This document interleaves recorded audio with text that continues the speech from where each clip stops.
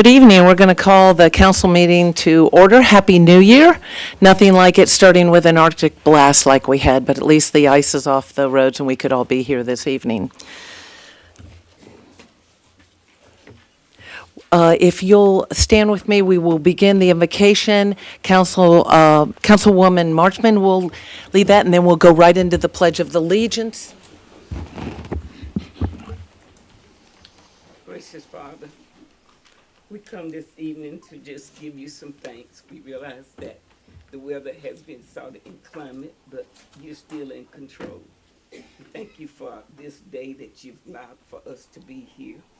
We ask that you would bless this meeting and that it will be pleasing to you, and that we can get business done for the city that is beneficial to the whole city, not just part of it. And Lord, we ask a special blessing upon those that are out in California that's going through those terrible times, but you're still in control.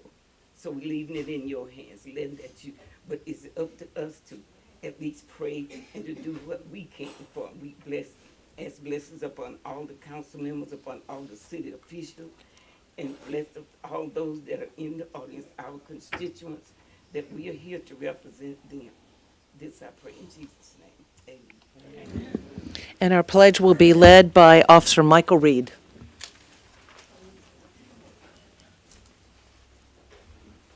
I pledge allegiance to the flag of the United States of America and to the republic for which it stands, one nation, under God, indivisible, with liberty and justice for all.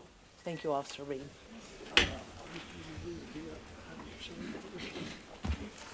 Pardon?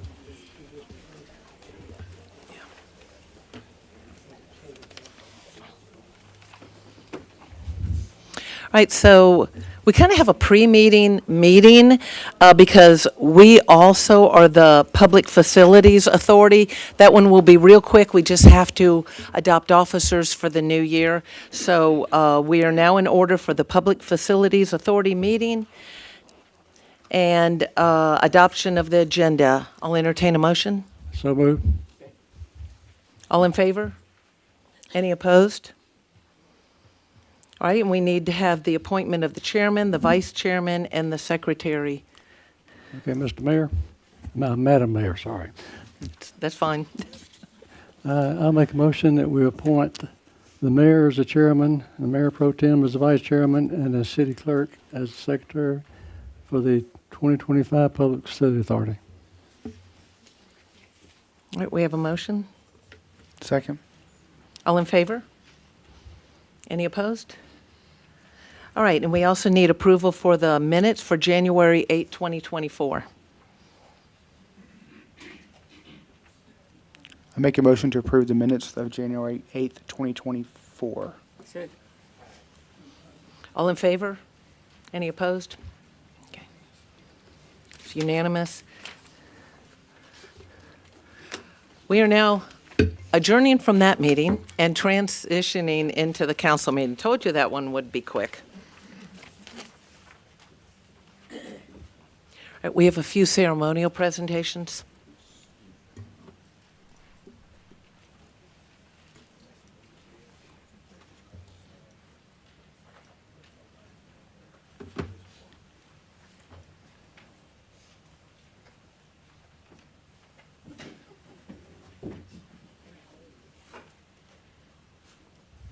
What's that about?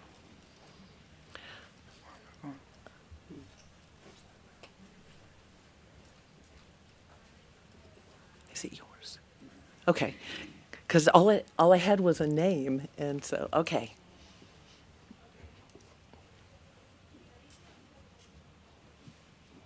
All right, this evening, we're celebrating James McBurnett's 5-year work anniversary with the city. James is one of the first team members I met when I came aboard. He works with our wastewater operations team. He was since promoted to lead wastewater operator. He leads our other wastewater operators as well as assisting with training all our new team members that come in on the wastewater side.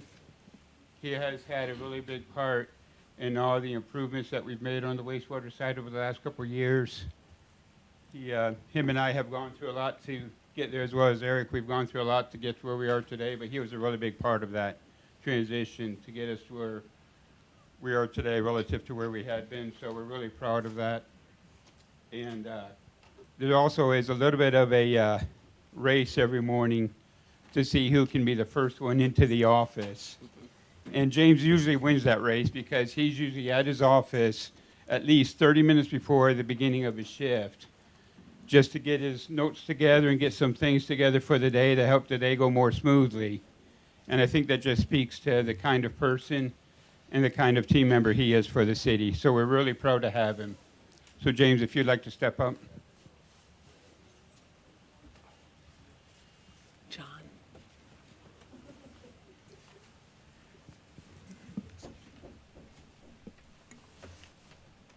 James, thank you for your 5 years of service to the city.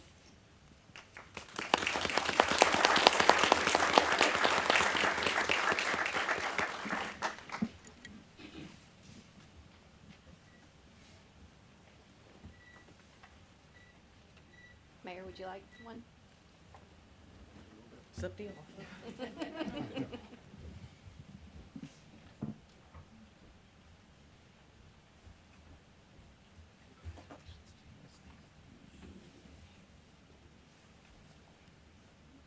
you.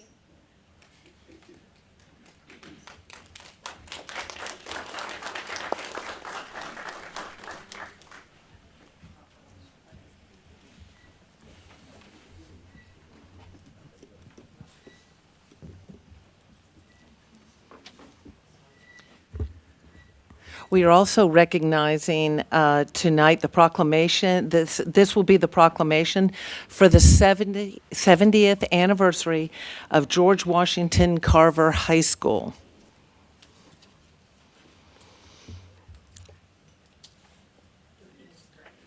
Okay, so I'll go ahead and read it and then you come on up.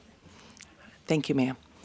George Washington Carver High School opened its doors in September of 1955 on Alabama Street in Carrollton, Georgia, 6 months after the historic signing of the Brown versus Board of Education Supreme Court decision that outlawed segregation in the nation's public schools. And whereas George Washington Carver High School was one of many black schools built by the state of Georgia as part of the Southern strategy which defied the Brown decision in order to continue operating public schools under the court's previous separate but equal decision under Plessy versus Ferguson, which legitimized segregation of public schools. But because the quality of existing black schools necessitated building new schools to give validity to their claim, and whereas George Washington Carver High School was founded as a segregated, consolidated county school to serve only African American students from grades 8 through 12, residing throughout the city and unincorporated areas of Carrollton and in county municipalities of Bowden, Bowden Junction, Clem, Roopville, Temple, Villa Rica, and Whitesburg.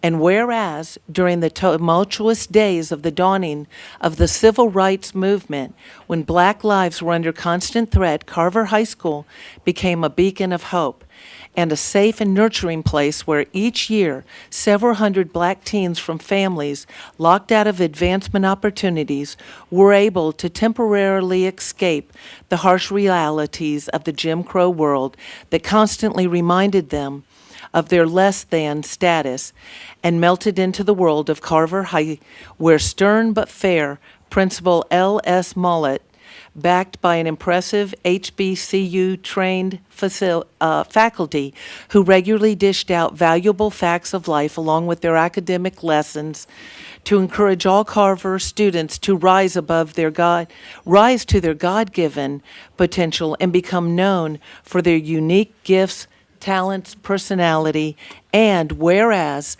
the students of George Washington Carver High School excelled academically and athletically, and most went on to pursue interest and professional careers in a variety of fields.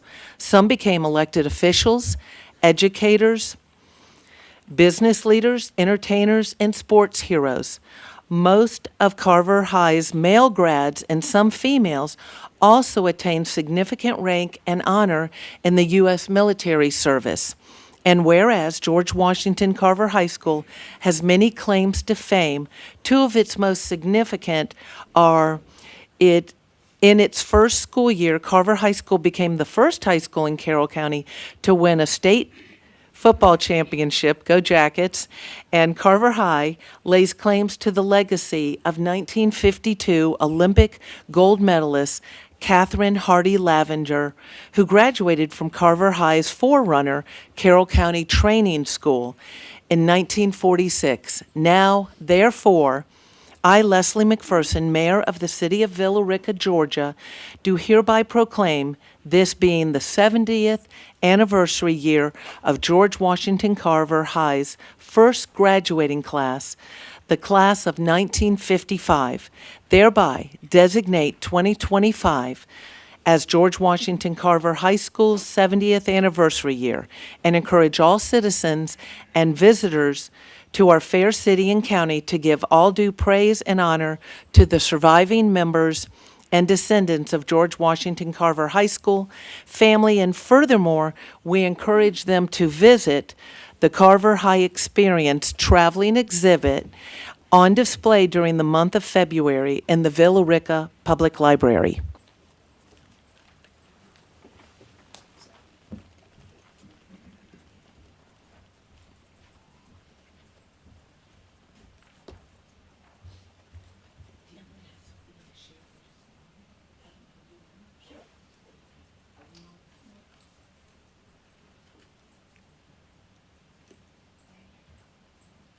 My name is Carolyn Gray. I was born and raised not far from here in Temple. Can't hear? I'll hold it really close, I'm sorry. Okay. My family were sharecroppers on rainy roads. And from the age of 10 to 17, I picked cotton all fall. We were out of school from September to November. Eventually,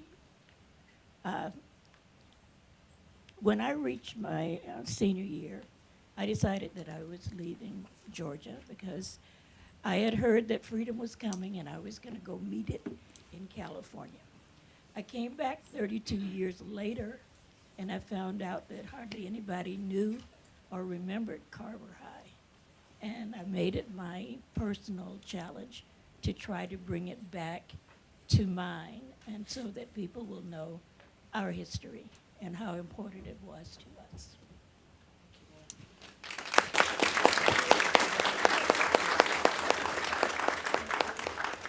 We actually had a Carver High School. This doesn't sound like it's working, but I'm trying. We had a Carver High School in my hometown of Delray Beach, Florida, and it became my middle school. And so we desegregated the schools, and all of us mixed together, and the athletes played together, and everything else. So thank you so much for being here. We have started ones here. Dr. Brooks. Yeah, if any graduates are here, please come up.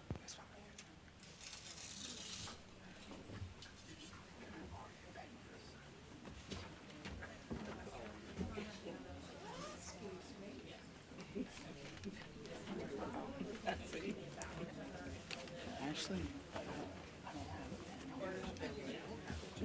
Get out there.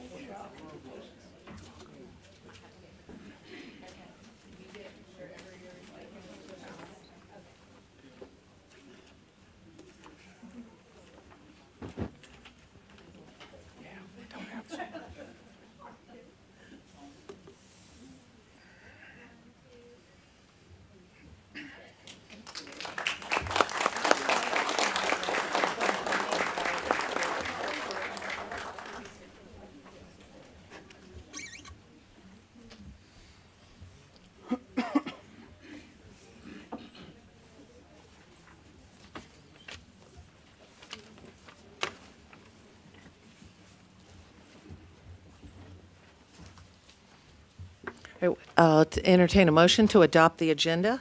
So move. Say, All in favor? Any opposed?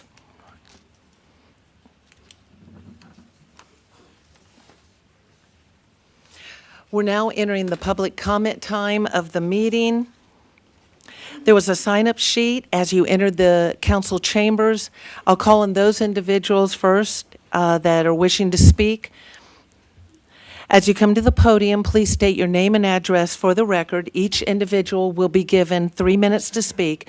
Those addressing the mayor and council may feel free to speak openly on the matter you wish to bring to our attention, but we ask that you do so in a respectful manner, refraining from any uncivil discourse. As an elected body, we do not typically engage in debate or question and answer during the public comment. That is your time. However, if your question or concern necessitates a response from the staff level, I'll be happy to have the city manager or we'll connect you with a staff member that can answer that question or concern for you. As elected body, we do value the opportunity to hear from citizens and those who have a vested interest in our city. Let me also mention that we have several things that are public hearings tonight. So if you're wanting to reserve your comment related to something that requires a public hearing, you might want to wait till then.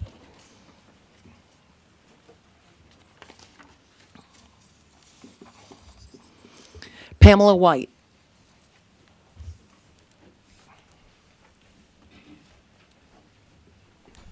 Good evening, everyone. Just want to bring up the topic of about the ethics board. For several months, we have asked just about everybody in the capacity of the city, from our city clerk, some on the council, Mayor McPherson, Kevin Drummond. We've asked where could we file our ethics complaints. And we've been taken everywhere except the right place. So now that y'all see that you've been out of compliance, you want to create one, and you're trying to make it seem to the public as if it's just ordinary that y'all should not have been following that. You are out of compliance with it, and we just want to make sure that it's noted that you all have just been doing things the way y'all want to do them. And it's costing the people.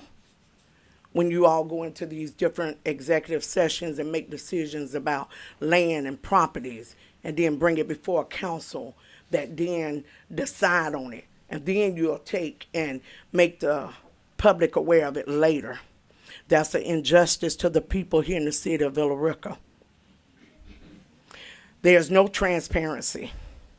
We know that a lot of the rules changed once we came and started speaking up. We know it appears to be deliberate. So if you've been running something for 20 years and it's been working for you, why is it that when people started getting very vocal and showing up, all of a sudden we need to make a change? Don't look like it's just a coincidence. It seemed to be deliberate. I used to have a lot of trust in the people here in Villa Rica, my hometown, where I was born and raised. I didn't have to come and colonize here. I was born and raised here. So I love this city.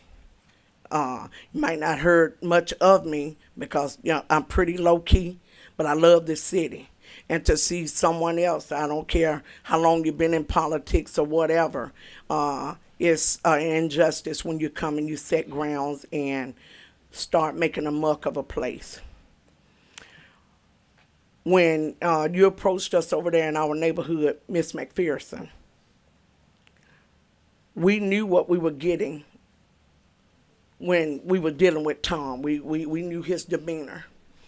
And I just want to use the parable of like the wolf and the fox. They both have the same appetite, but it's hard to recognize them. And the way you came to us with the friendly demeanor and stuff, we was already your lamb chop. We just didn't know it. We just didn't know what you were doing to us. Thank you, ma'am. Brian Dill. No. It looks like Paul, I have two names, Paul and Deborah. Yes, Mayor, I'm here to talk about the Van Wert situation. Is that something I can talk about now, or? You can, but you might prefer to wait until after the presentation when we get to that part. Okay. Daniel Christner? Same thing. Same thing. Jeff Matthews? Oh, zoning. Waiting for the zoning time? Okay. Mr. Coward even signed in. Okay. Chris Gore? I'm with that also. Okay.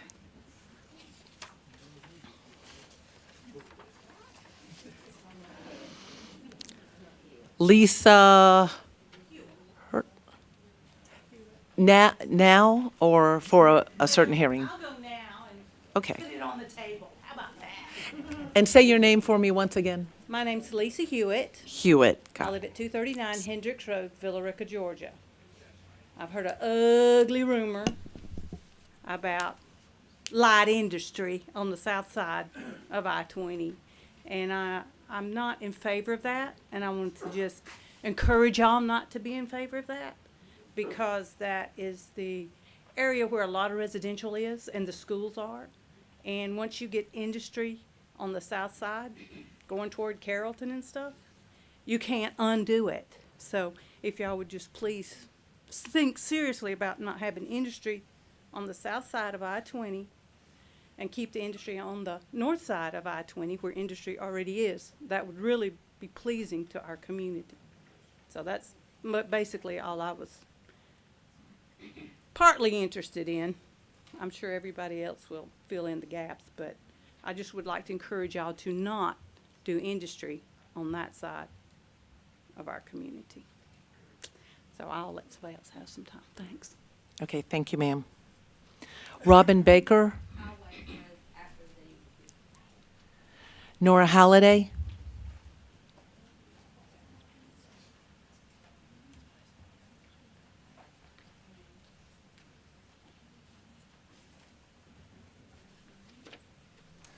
I wanted to speak on the F3 ratification.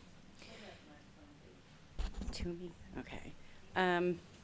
There's a lot of changes that would be, that's the Main Street Advisory Board bylaws, that, there's a lot of power going to be given to two people. I think that some of the bylaws should be changed and updated. I think sometimes you need to spell some out, like people, the way they present themselves and carry themselves representing Main Street, and that goes for the board and management, everybody, when it comes to being out in public and representing. But the spending of money and not being held accountable or answering to anybody or having to have the board vote on it, I think that opens a big gateway to somebody making monetary mistakes. And I think it would affect us, our accreditation for Main Street with the state. And I'm not asking for like everything to stop with the bylaws that they want to change, but I think that somebody needs to sit down and digest it and look at it well and look at who would have the control over everything. There's been 3 people that have resigned since new management has taken over. I can't speak for them, but I know that some of it has to do with the way that the changes weren't good changes with who came in and who went out. And there's been an investigation by the state that was proven that there were things that were not being done appropriately by them. And my understanding is that Main Street is on probation. So I'm believing that some of these actions that they want to take, that the president and the manager don't have to answer to anybody and they have all the discipline and everything, is because they're trying to cover everything they've already done. And I'm on the board as of now.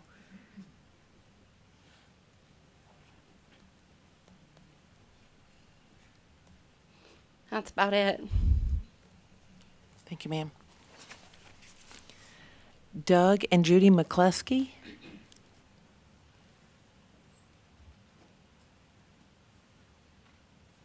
McCluskey?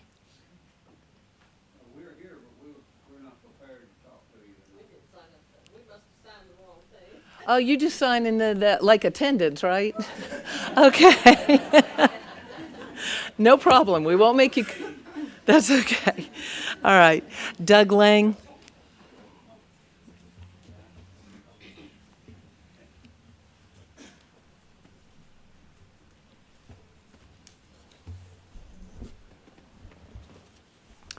Doug Lang, 262 South Carroll Road.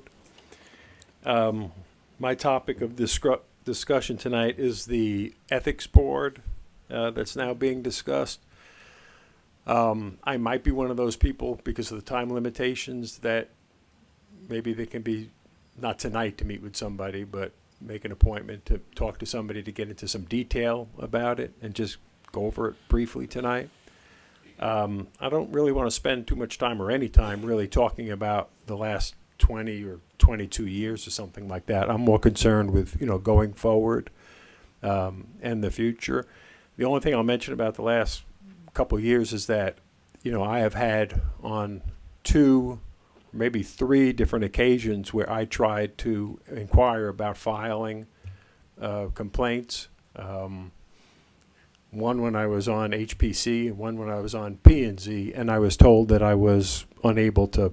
I was told no, that I wasn't able to file a complaint because I was a board member, and that disqualified me. So there's something. Somehow I gave up my rights as a citizen when I volunteered to work for the city. So there's some concerns I have there. But going forward, I would like to say that I think that the city has an opportunity here to do something spectacular, spectacularly wonderful or spectacularly horrific. And what I mean by that is, perception and appearance and how this comes across. And I just want to say that I think that the citizens should be involved with this from the very beginning, from start to finish, from the first roundtable meeting to the swearing in of the members. I think that citizens, the way that city officials can appoint or nominate or select people that they would like to be at the meetings or at the boards, that maybe citizens can select other citizens that they would like to see at the meetings or actually on the board. And again, attending the meetings, maybe nominating citizens to be on the board. I understand, or if I understood correctly, Mr. Drummond's comments from the meeting, that it doesn't have to be the way it was. You can change it, make it 3 members, 5 members. You all can make the decision of how you want it to be. But I'm just hoping that the citizens are a part of it throughout every stage of it, have input, have comments, get to nominate or appoint people or suggest people to be appointed, and really feel like they're part of the process, not that it's something that has any kind of appearance of has a negative impact. Thank you, sir. Joshua Evans.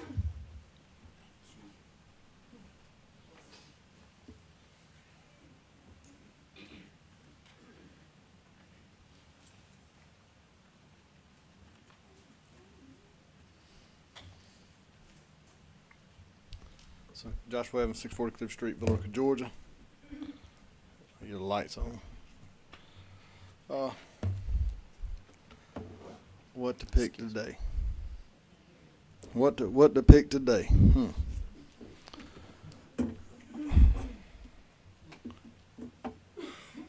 It's sad that we still seem like we're moving backwards. It is. I mean, we've still backwards. I come up here month after month, and I look at y'all, and I tell you what you got going on. Y'all don't listen. Nobody hears it. We still going backwards.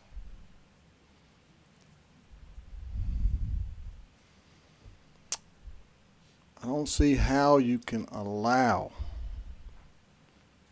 the environmental impacts that are happening throughout this city that y'all are allowing to happen. And you keep allowing to happen. Yeah, one or two things has been fixed, but it's because I've had to jump and complain and complain and complain and complain and complain about it. And I'm not above complaining. Trust me, I will complain about it if that's what it takes. I would love to be able to fish in these creeks and streams and these lakes where there's fish. I would like for my children to go fish in those where there's fish. I don't care to go fish somewhere that smells like sewage or garbage juice. I don't care to live by somewhere that smells like nasty grease all summer long. And you can't even hardly sit outside. It stinks so bad. I don't care to do that. So, y'all can either get in compliance or not. And that's up to y'all as a city. It ain't up to me. But I would probably start making some changes somewhere and start trying to find some of this stuff. If they were riding around doing the packet that I dropped off at Mr. Santos' office of inspections on stormwater, they wouldn't have time to ride around. So that goes to show you they ain't doing it. You can only falsify and doctor stuff for so long before somebody catches it, and then it catches up with you. I'm tired of living over there smelling that junk from Jefferson's and across the street from that. Some of them restaurants used to be Hardee's. I'm tired of it. Y'all got to do something. Get the mess cleaned up. Thank you, sir.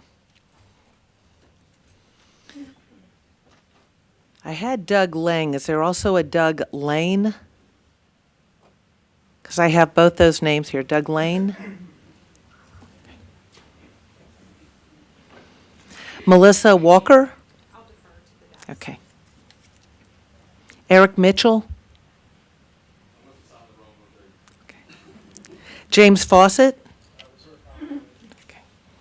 Alita Farmer?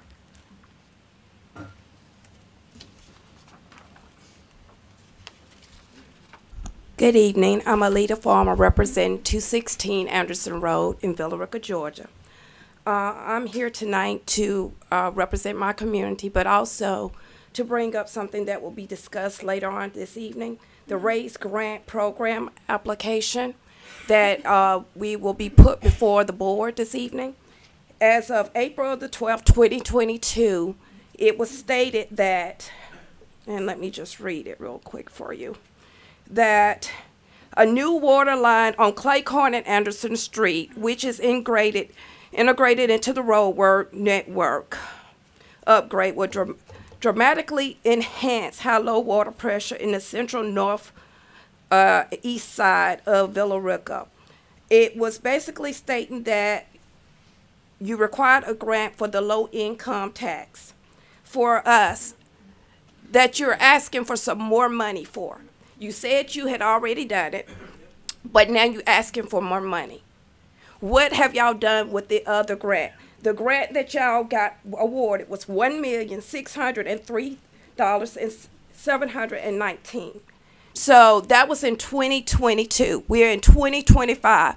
There has not been no road work, infrastructure done on Anderson Road, Claycorn Street, Dordan Road. So at this point, I want to know, I'm asking the city council, the mayor, the attorney, where is the money? Because we will also have this money. We will be submitting, just so FYI, we're going to be requesting that y'all show proof that that work has been done. And again, I am tired of coming to the city council to inquire about things that y'all are saying. Y'all using our neighborhood, requesting money, saying that it's for low-income people, impoverished people, people that are unemployed.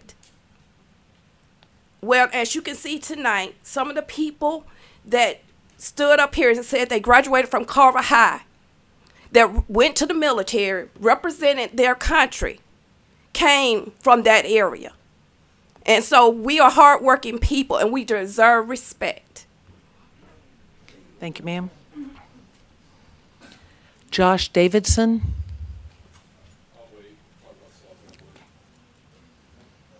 Brad Hurtley, is that correct? Okay. All right, that's everyone I have for public comment because a number of people are waiting for the public hearings on the individual items.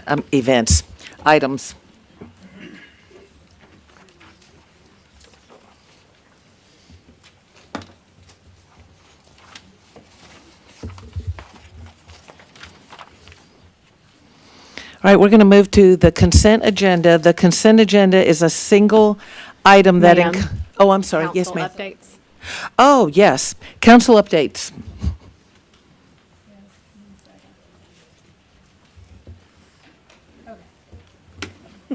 I just made a few notes so I wouldn't forget. So I wanted to point out,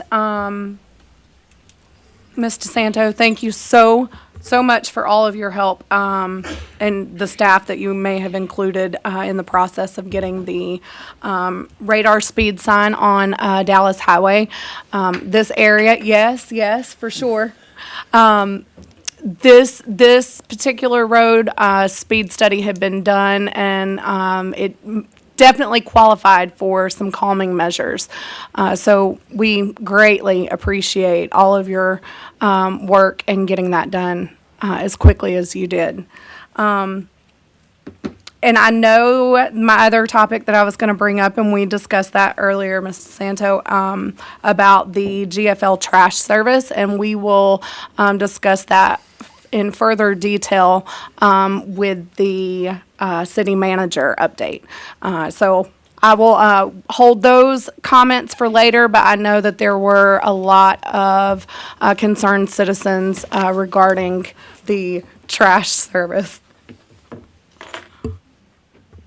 Any other council members' updates? Mayor, Yes.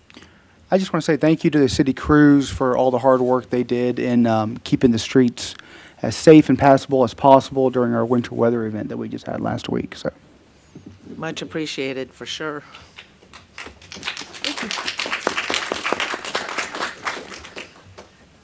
All right, now we'll move on to the consent agenda. Now, the consent agenda is a single item that encompasses all things that the city council would normally approve with little comment. Each of these items were discussed at the council work session last Tuesday, and it has to be a unanimous consensus of the governing body to place these items on the consent agenda. So we will vote on them as, or the council will vote on them as a package, and I will read each one of them off. Number one is establishing the qualifying fee of $270 for wards 3, 4, and 5 for the city council seats in the November 4, 2025 election. Number two is the FY24 year-end budget amendments, numbers 262 through 280. And number three is the FY25 rollover budget amendments, number 20 through 133. Number four is the write-off customer receivables, which has to do with water bills. Number five, the personnel policy amendments. Number six, the 2025 raise grant application authorization. And number seven, the authorized award to Keckenwood from successful response for the request for qualifications for a comprehensive safety action plan. Number eight is the 2025 Community Home Investment, also known as CHIP, application authorization. And number 9 is the 2025 Georgia Transportation and Infrastructure Bank Loan and Grant Application Authorization. A, governing body. I'll move to adopt the consent Yeah. agenda. We have a motion. Second. All in favor? Any opposed? I'll let y'all announce those, if you don't mind. That Since was you unanimous. Easier for you to see all the hands. Thank you. Appreciate that. Appointment of, selection of the Mayor Pro Tem, Mayor Pro Tem Carter. Mayor McPherson, I would like to nominate Anna McCoy, Councilwoman Anna McCoy, to be the Mayor Pro Tem for 2025. All right, thank you. We have a nomination. Are there any other nominations? I'll entertain a second. I'll second that nomination. All in favor of Anna McCoy as the 2025 Mayor Pro Tem? Any opposed? All right, thank you. That is unanimous. All right, appointment of the mayor's standing committees. Those will remain the same, although I understand that some of y'all might want to change chairmanships on one or two, and that's fine. I just thought for consistency, being that it was the first time I made the committees last year, whether it's recreation or transportation, whatever it is, that might help us stay on top of things if we stayed in the same committees. I'll entertain a motion to adopt those appointments for the committees. So moved. Second. All in favor? Any opposed? That is unanimous. All righty, and item 3, approval of the December 10 work session and regular meeting minutes. Did everyone have time to look over those? Any corrections or anything like that? I'll entertain a motion. So moved. Second. So moved. All in favor? Any opposed? That is unanimous. And number 4, Convention and Visitors Bureau 2025 Board Appointments. Ms. DeSanto will handle that. Good evening, Diana DeSanto, Interim City Manager. I'd had the pleasure of attending the CVB board meeting last Thursday. They did move up their monthly meeting in an effort to have this appointment available for you all to approve this evening. There were 2 vacancies on the Villa Rica Convention and Visitor Bureau Board of Directors. So we are seeking tonight ratification of those vacancies. Camilla Chandler has had the privilege of previously living and is currently working in Villa Rica for nearly a decade. During this time, she has actively contributed to the community by serving on several local committees, including the Partners Advancing Student Success Events and Public Relations Committee, as well as the Community Foundation of West Georgia's Grant Review Committee. She currently serves as the Communication and Marketing Chief at Harris Contracting, a Villa Rica-based company that is very community-minded. Originally from Woodstock, Georgia, Camilla and her husband, Stephen, are proud to be raising their family in Carroll County. Frank Pritchett has lived in Villa Rica's Pebblebrook neighborhood for 30 years and has served on several city boards and committees, including Historic Preservation, Library, and was one of the first on our Villa Rica Board of Tourism. He is retired from the University of West Georgia, where he worked in the Division of University Advancement as the Director of Alumni Relations. Pritchard earned a bachelor's and master's degree from the University of West Georgia and remains engaged with the university. Our recommendation this evening is for Frank Pritchett and Camilla Chandler to be appointed to the Villa Rica Convention and Visitors Bureau Board. Are any of them here that we could see them? Don't The new people and visitors? believe they either are here this evening. Okay. It's always nice to match a face with a name. All right, I'll entertain a motion for Okay, these. I'll move to approve the appointment of Frank Pritchard and Camilla Chandler as board members of the Villa Rica Convention and Visitors Bureau. Second. All in favor? Any opposed? That Thank is you. unanimous. All right, item B, building development. Mr. Griffin, Jamesontown, final plat. Yes, good evening. Evening. Nick Griffin, Deputy Director of Building Development. This item is regarding Jamesontown Phase 1 final plat, and we're requesting the council and the mayor approve this final plat so it can get recorded. There was some concern at the work session over 2 conditions in their covenants, and they have submitted an amendment to those covenants regarding those conditions, which should satisfy the concern. They plan on getting that amendment completely executed and recorded tomorrow.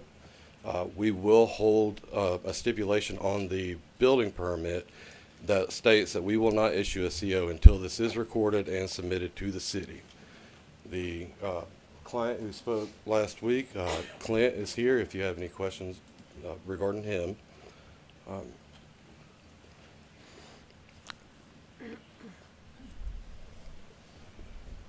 Nick, so I got your email today, we corresponded, and I'm fine with that personally, as just one of 5 council members up here.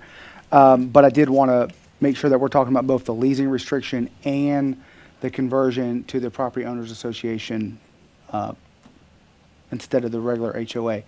They're okay with both of that. That is both correct. of those, and until that's done, we're going to hold COs or other relevant permits. Is that correct? Yes, sir.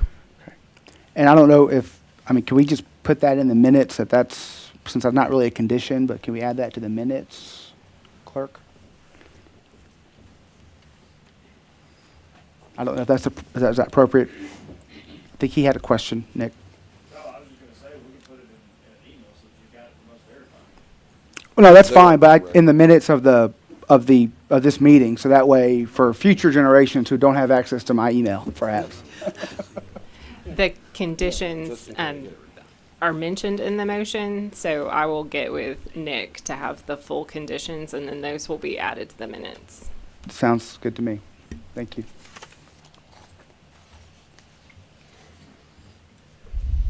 Any other questions from council? I'll entertain a motion. I'll move to approve the final plat for Jamestown Phase 1 with conditions as noted in the minutes from the May 24th, 2022 council meeting minutes. Second. All in favor? Any opposed? That is unanimous. Thank you.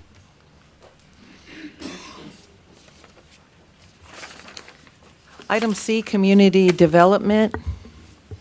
Ms. Shabazz.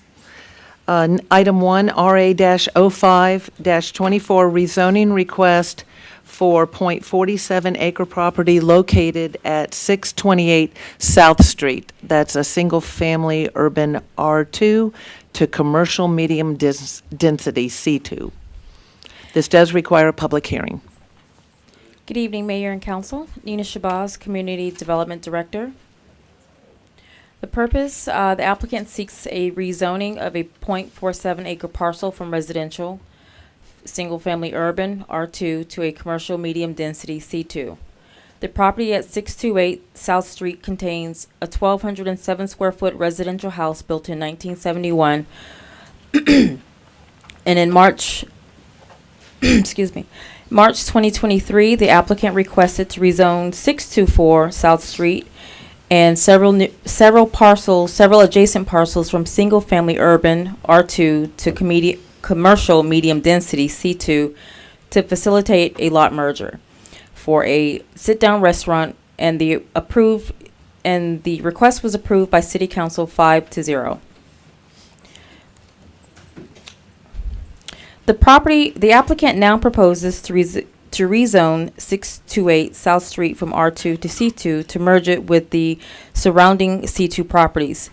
If approved, the combined tract will total 9.55 acres.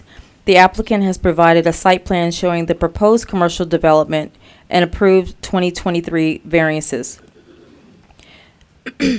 If approved, a comprehensive site plan will be developed to include the .47 acre parcel.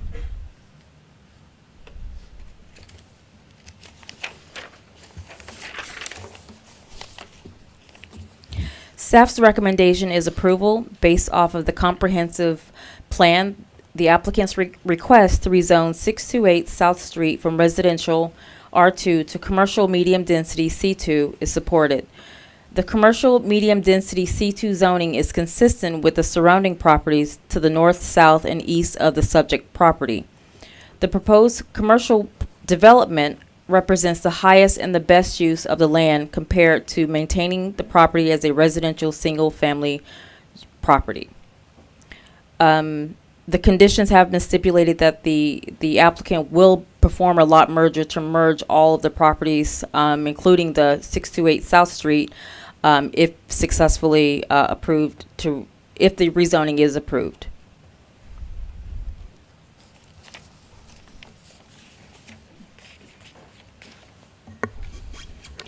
And we request that council move to approve the rezoning request located at 628 South Street from R2 to commercial medium density C2.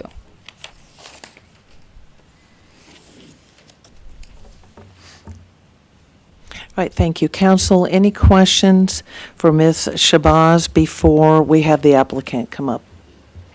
Yes, Councilman Momtahan. Good evening, Nina. Good evening. So we did talk about at the work session about whether the applicant would agree that all stipulations or conditions from the March 2023 rezoning and the November 2023 variances would apply to this parcel too. Did you have a chance to speak to them about that? Yes, the applicant did provide something in writing expressing his adherence to combine all of the parcels and to honor the previous conditions. Excellent. Thank you, Nina. Any other questions? All right, I believe the applicant is here. Mr. Matthews, and the way we're kind of doing public hearings, you've probably seen a little bit of this at maybe a county meeting as well, is to allow 10 minutes for a presentation. And if you want to reserve some time for a rebuttal as well, we'll go with the applicant, and then we'll also hear from citizens pro and con. All right, Mr. Matthews, good evening, sir. I'm Jeff Matthews, 215 West Bankhead Highway, Villa Rica, Georgia. First of all, hadn't it been a beautiful day in Villa Rica, Georgia, with blue skies and sunshine to replace that snow? But the piece of property we're talking about here tonight is 628 South Street, and it is owned by Mr. and Ms. Joseph and Catherine P. Sheffield. They have been there since 1978, and they raised 6 kids in Villa Rica, Georgia. And the last one, Dr. Rhonda Sheffield, is not only a Villa Rica graduate and came through the Villa Rica program, but she's also a full boat doctor and a board certified psychiatrist. And I wondered how she stayed 2 steps ahead of me while we were negotiating this thing, but now I know when she told me she was a psychiatrist, I'm trying to get group rates from her. But this piece of property has been there. They have lived there since 1978 and have been good, solid citizens, and they're moving out to Ashbrook. They're not going far. And I'm glad to see that because they've certainly been good neighbors. And this is the 9th piece of property that I have put together like a puzzle out there, starting at I-20. I bought 9 separate pieces, if we get this one closed, and put them together, and we have done a lot of things out there to try to help with interparcel access. We've donated right-of-way for South Street out behind the fire station, and we've donated the Meadowlark access there so that it can be opened up to alleviate some traffic. But there's been a lot of change out there in that area. There's been a lot of change in Villa Rica. In 1950, U.S. Census says there was 1,701 people in Villa Rica, Georgia. And most of them would qualify at that time to have been economically disadvantaged. I listened to this little lady talk about picking cotton on Rainy Road at Temple. There's a cotton gin on the wall over here. And I've got an old 1955 USDA, Department of Agriculture photograph that shows Villa Rica in 1955, and it shows the surrounding about 6,000 acres that those 1,800 people by that time maybe lived on. And there's nothing out there. It was cornfields and cotton fields, and the only reason they had a cornfield was to grow some corn to feed the mule to plow the cotton. But we've had a lot of change, and this piece of property, I'll be quick because I could talk all night about the Villa Rica history and some of the developments that have taken place around. This piece of property sold in 1965, and I didn't know this till I looked at the title notes. That .47 acres sold for $500 to a builder, developer. The little lady, Ms. Loyal Cobb, developed South Street, Clearview, Metal Art, and she sold lots for $500 a piece on a takedown schedule. You didn't have to take them all at once. You could take one at a time. They built a house on it in 1971. That house sold for $18,900. Then the Sheffields bought it for $30,000. From $500 to the price I'm paying today, there's been a little inflation. If you look at the inflation, it would be about $6,200. The most of that bounce comes from growth, though. The increase in value has come from growth, and also the fact that Dr. Rhonda Sheffield's a real good negotiator. But in winding up here, because I know you got a lot of business to do tonight, I'd just like to ask that you affirm the decision of the staff, their recommendation, and also the decision from the Planning and Zoning Commission. And we've had a lot of people looking out there at that piece of property, different pieces. This one is really not as critical as it might have been at one time, but it still adds to that 9-piece puzzle I've been trying to put together. So if you have any questions, be glad to try to answer them. If not, I'll sit down. Any questions from the council? Mayor? Yep. Mr. Matthews, do you, like I asked Ms. Shabazz earlier, are you in agreement that all conditions from the March 2023 rezoning of the neighboring properties and the November 2023 variances from the neighboring properties would apply to this property? Correct, yes. And your intention for the condition is to combine all these parcels? Correct. They'll Thank be you. merged. Thank you, sir. Anyone else?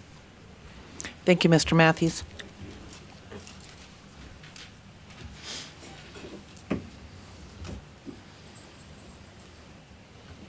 Mr. Drummond, I know in the past we've kind of gone back and forth between, pro or con, or whoever, just come on up and speak. Would it be, maybe adhere a little better to our comment if we did all pro, all con, all together and keep it consistent? That way we can keep track of the minutes and everything. Okay, sounds good. That's what our ordinance provides for, too. Okay, thank you. All right, so we're going to go ahead and allow, let's start with anyone that is opposed to this rezoning of this almost half acre on South Street. Is there anyone that would like to speak to that?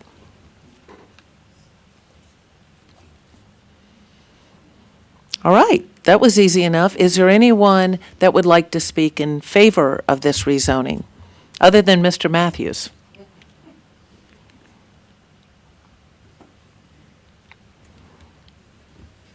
All right, thank you. I'll entertain a motion, unless you have anything else. Okay. Make a motion. Go ahead.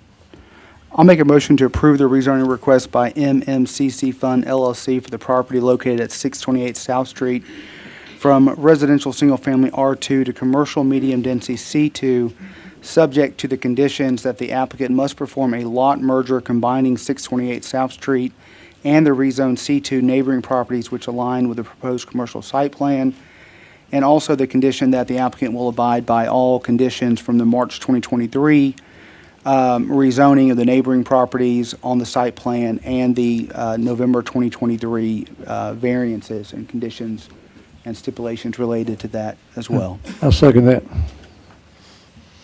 All in favor? Any opposed? That is unanimous. Thank you.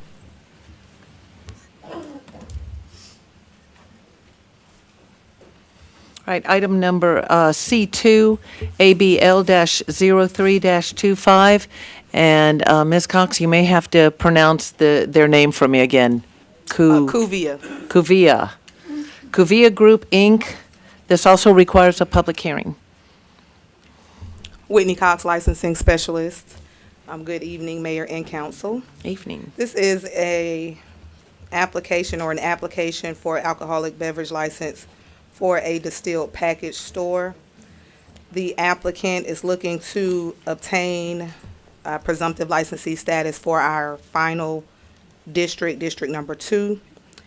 And the Kuvia Group, Inc. has applied to obtain that status at 113 Commons Way, which is located near Quick Trip off of Highway 61. Mr. Milan Patel has acquired ownership of the building, which was previously operated as a multi-suite strip mall. He has intentions to remodel the entire building and make it one whole or one open structure. He has provided written proof that all tenants have or leases have been vacated. And just a little background on Mr. Patel. He does currently hold a City of Villa Rica business license as well as an alcoholic beverage license to sell beer and wine only at the Day and Night Food Store located at 764 West Bankhead Highway. He is also part owner of Bankhead Beverage, which is a distilled package store in Carrollton located off of Highway 61. He has complied with the ordinance in regards to all legal notifications and conducted a background check with the Villa Rica Police Department. And just another note, he was the only applicant for this district when we opened up the application process back in June of last year.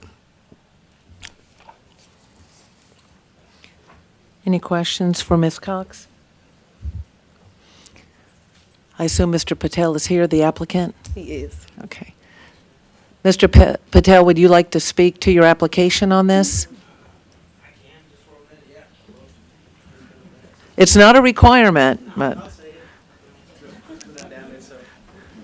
just to change the topic, good evening, Mayor and Evening. the council. So, yeah, I'm applying. I applied it last year, but we had some tenant that we had to, of course, reckon them and give them at least 2 to 3 months so they can find some other places to move out.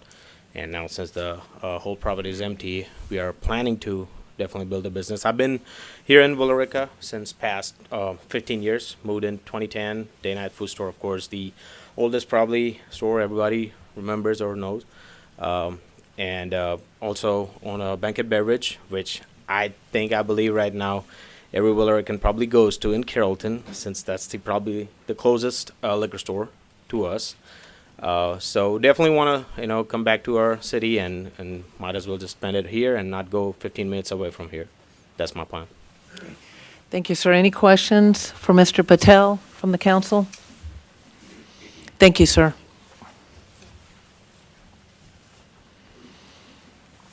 We'll move to the public hearing at this point. Is there anyone that wishes to speak in favor of this application? Is there anyone that wishes to speak that's opposed to this application? Thank you. I'll entertain a motion. I move to approve the alcohol Mayor, license. Yes. If I could interrupt, I'm going to suggest a change to the proposed motion. Okay. And the reason being is, this is the last applicant that's come before this body, and they've actually got a building built, unlike the other applicants, so they may actually be the first people in business, but their building doesn't quite meet Section 8.27, so they're either going to have to continue to do some remodeling or ask for some variances before we can issue the actual license. So my suggestion would be to change the motion to, I move to approve Kuvia. How do you pronounce it? Kuvia. Kuvia Group, Inc., located at 133 Commons Way, Villa Rica, Georgia, 30180, as the presumptive applicant to operate a distilled package retail store. That way, you would be approving them as the presumptive licensee. We can't issue the actual license till they finish the building. Understood. Okay, I'll make the motion our city attorney just made. have a second? I didn't hear a second yet. Second. All in favor? Any opposed? Oh. I'll abstain since I missed that, I'm sorry. Okay, The motion passes. Thank you. so we had 3, 1 against, and 1 abst.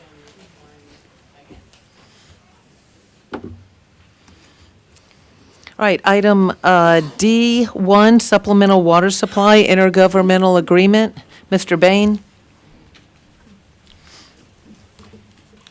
Good evening, Mayor and Council. John Bain, Utilities Director. This evening, we're here to discuss an upgrade to the existing intergovernmental agreement with the Douglas County Water and Sewer Authority. A little background. We have current agreements with both Carroll County Water Authority and Douglas County Water and Sewer Authority. We entered recently into a new agreement with Carroll County Water Authority. This is to improve upon our existing agreement with Douglas County Water and Sewer Authority.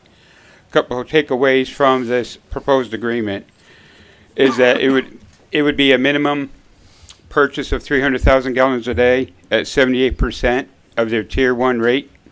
So we'll keep that 78% until we exceed 600,000 gallons a day, and it would be a tiered rate after that.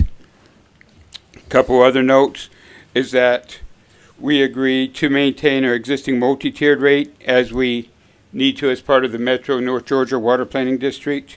Included in that is meeting the watershed protection requirements, particularly in the Dog River Basin, which is essentially south of I-20 from the east side of town going towards the west side of County 61. That's essentially the Dog River Basin. We need to meet the existing requirements, which we are required to as being part of the Metro District. So that is included in this agreement. There's also some conversation last week, we may recall, regarding the annexation agreement.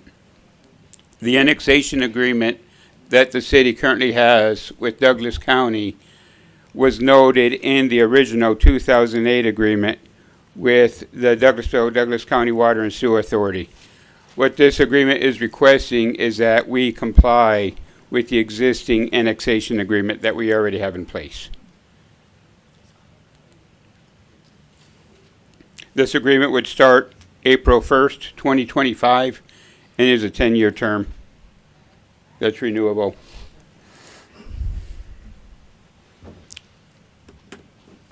Any questions, council?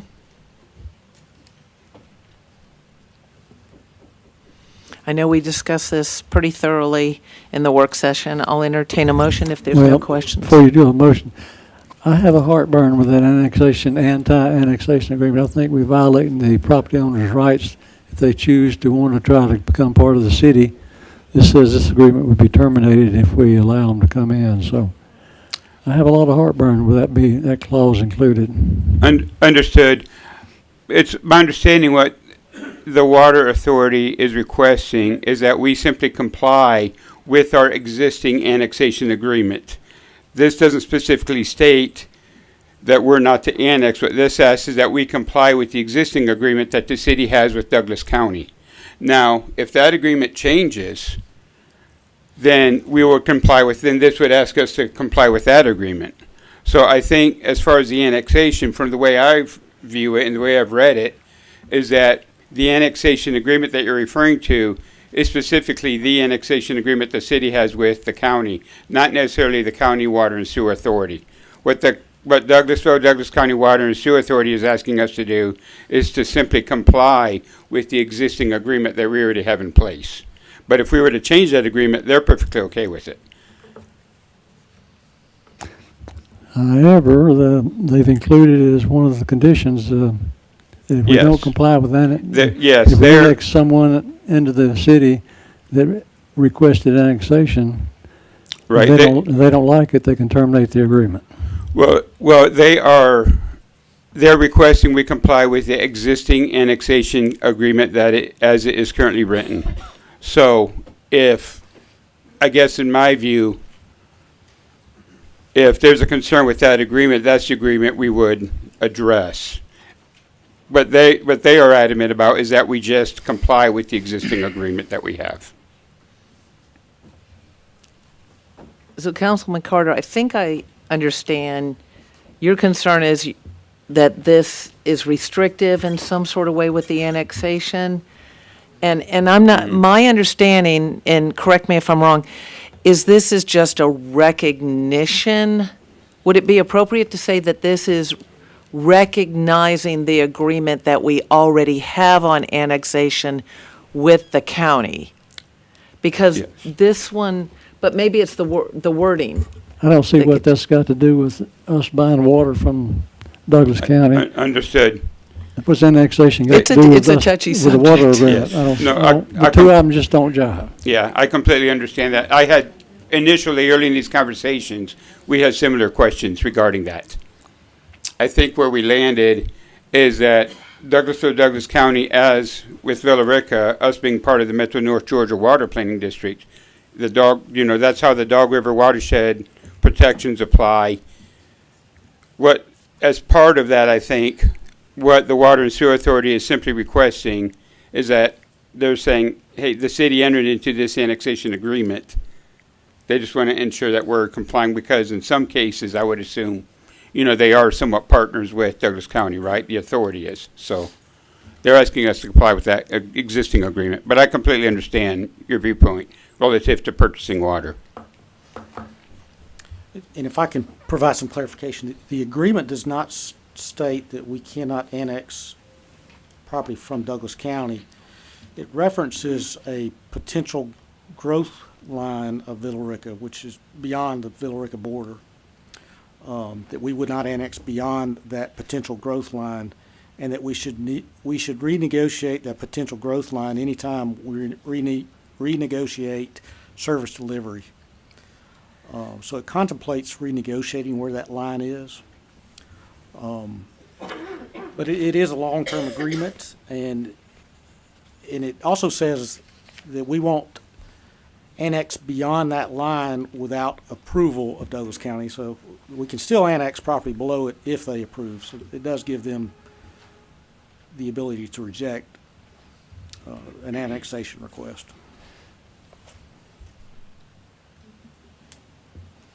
Yes, Councilman McCoy. Why was the annexation agreement way back when put in place for anything to do with water?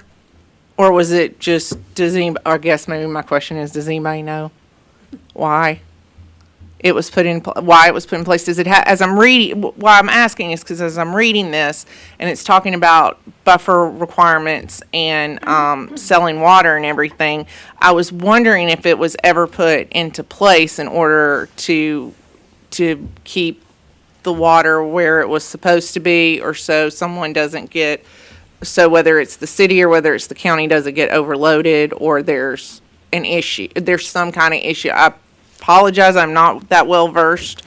John, I'm sorry, I'm not that well versed with water, but I guess that's why you do your job. And, but I was just wondering if there was some kind of correlation. I'm not sure that I can fully answer that. Oh, I mean, okay. it was in 2007, and the agreement itself talks about planning for both the county and the city and providing services to those areas. But beyond that, I can't answer. Okay. Okay. I happened to be on the council at that time. Yeah, actually, we got into an argument with Douglas County. They're supposed to collect the money for the people over in Mirror Lake that they supply the water to. They're supposed to collect the sewage money, and every month we had a written agreement with them. They would return our sewage money to us. They suddenly stopped sending it back to the tune of $750,000. They banked that money, made $50,000 worth of interest, finally gave back the $750,000 but didn't get the interest back. And they used that agreement to try to stop the annexation coming over in Douglas County. So that's when it was developed. I just happened to be around at that time. Okay, that's the context I needed. Thank you.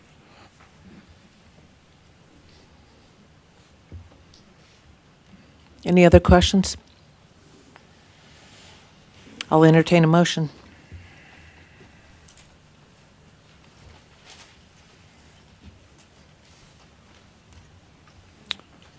I'll make a Tonight. motion. I'm sorry. Tonight, that's okay.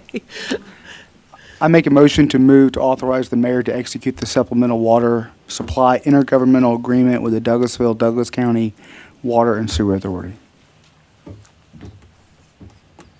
Have a motion? I'll second. All in favor? Any opposed? I believe that was 3-2. Ms. Marchman, what was your vote? Yeah, yes, so I have 3 in favor, 2 against. Thank you.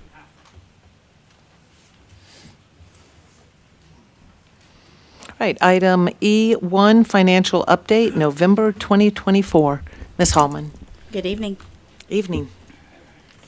That's okay.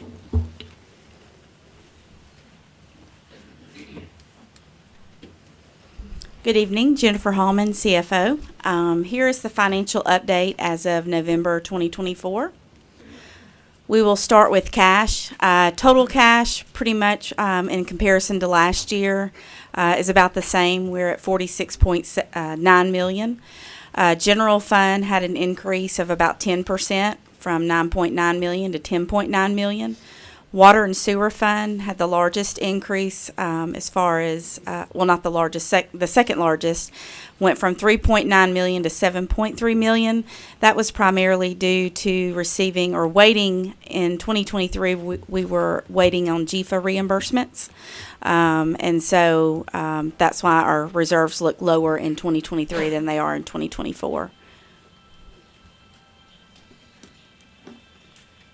Okay.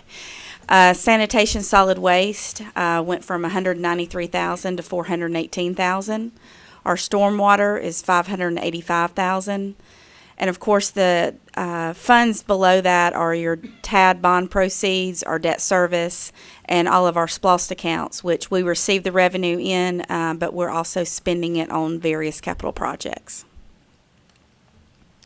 As far as residential permits and taps, compared to last year, we had 62 this year of building permits residential compared to 72 last year. Water taps at 35 and sewer taps at 35 compared to 19 last year. Our local option sales tax is still coming in strong, with Douglas County really coming in strong, and there's really could not receive or did not receive an answer from Georgia Department of Revenue as to why the substantial increase from what we received in November from Douglas County was $231,000 compared to $174,000, which was almost a 33% increase. In Carroll County, we had a result increase of 7.2%. We received $224,000 compared to $209,000 last year. Property taxes for the month of November, on the Carroll side, we had only received 8% through the month of November. And on the Douglas County side, we had received 48%. I think now we're through the month of December, I think we're at the 92% collection. Our business activity, our water and sewer fund, is one of our enterprise funds.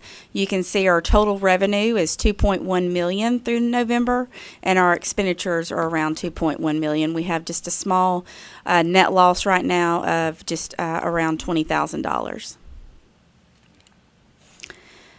Our next enterprise fund is our sanitation and solid waste. Through November, we've collected around $300,000 in revenue. We've had expenses of $266,000, so we have a net income or a net profit of $27,000.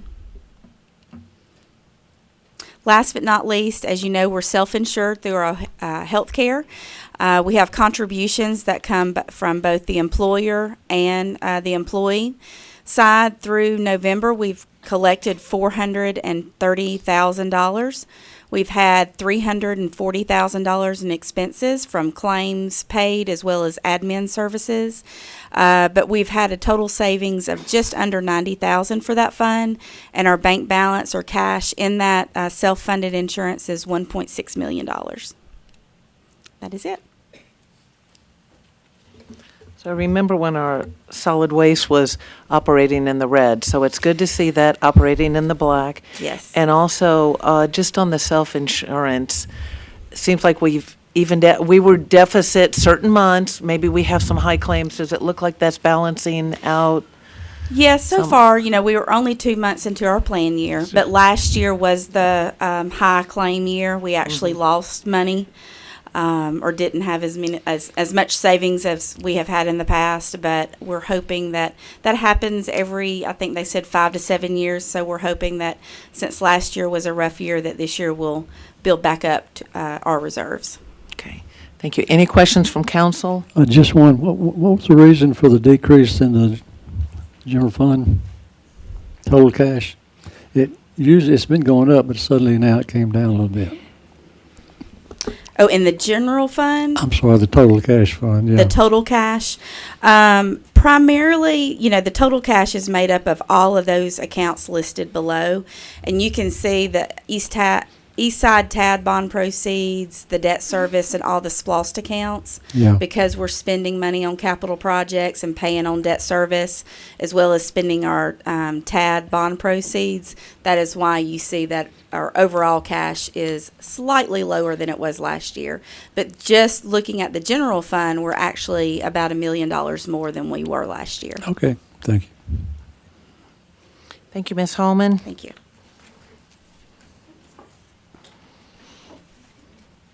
F, City Manager. First item is TA-01-25, text amendment to establish Section 4.18 Technology Park Overlay District and add a new definition to the Section 13-01. This also requires a public hearing. Good evening again, Diana DeSanto, Interim City Manager. I'm going to kind of give a little bit of back history and then go back through the cover sheet and then give some information from the way the overlay district will be worded in the zoning ordinance itself. An overlay district, sometimes also known as an overlay zone, is a geographic zoning district layered on top of another existing zoning district or districts that implements additional regulations. Overlay districts are frequently used in zoning codes to protect sensitive environmental features, preserve historic buildings, prevent development or unstable or vulnerable land features, or promote specific types of development, such as transit-oriented development, or in this case, technology. Like other zoning regulations, overlay districts can control building codes and urban design, permitted land use, density, and other factors. The overlay district often fills a gap where traditional zoning does not address specific or complicated local conditions, or if it's a multi-jurisdictional issue.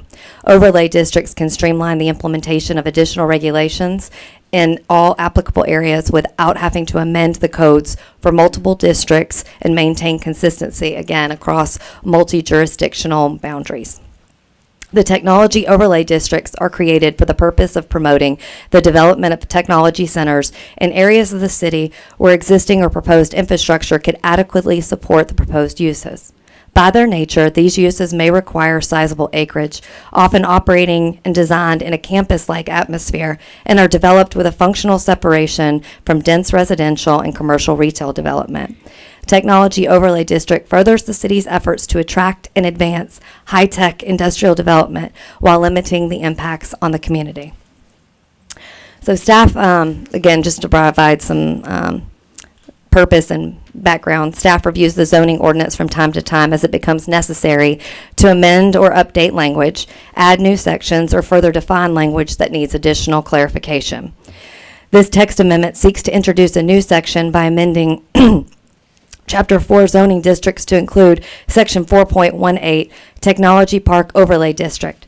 The Technology Park Overlay District is established for the development of higher echelon technology and business development, seeking to develop separate facilities for management headquarters, data centers, training areas, low-impact light manufacturing, motion picture, television, and other multimedia production, research, and development operations and offices. Again, staff has been working on these text amendments probably for about 2 or 3 months now. These changes should continue to encourage zoning compatibility, adherence to zoning ordinance, and continued responsible growth. The Technology Park Overlay District provides such facilities that are often grouped together in order to provide common amenities, such as adequate and convenient parking, service, and utilities. Operations shall cause no radiation or radioactivity at any exterior wall and no electrical radiation that affects any operations or equipment other than those of the creator or that of the radiation.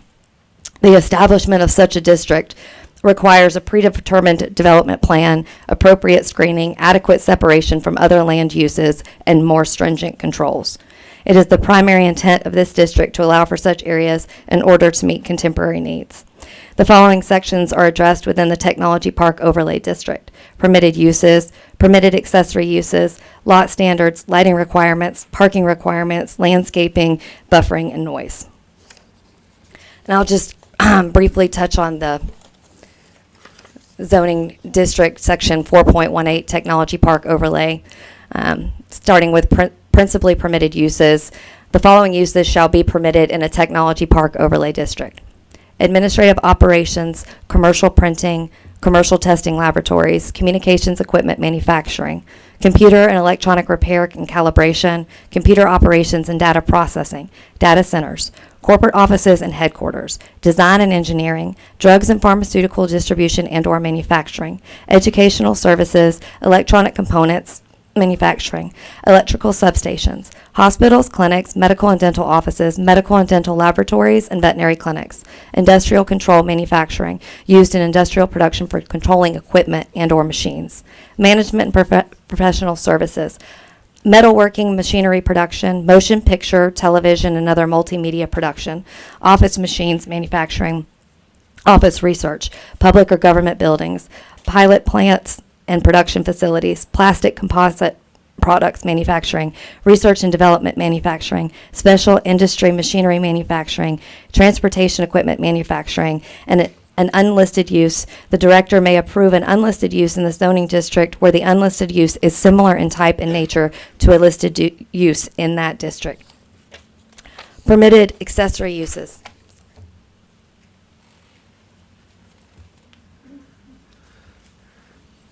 I'm so sorry. Permitted accessory uses are as follows: employee lunchroom, temporary outside storage if the same is in conjunction with a pilot plant or production facility, subject to being screened from adjoining properties. Recreational facilities used by tenants, employees, and clients. Private temporary living quarters associated with research and development. Storage facilities within wholly enclosed buildings.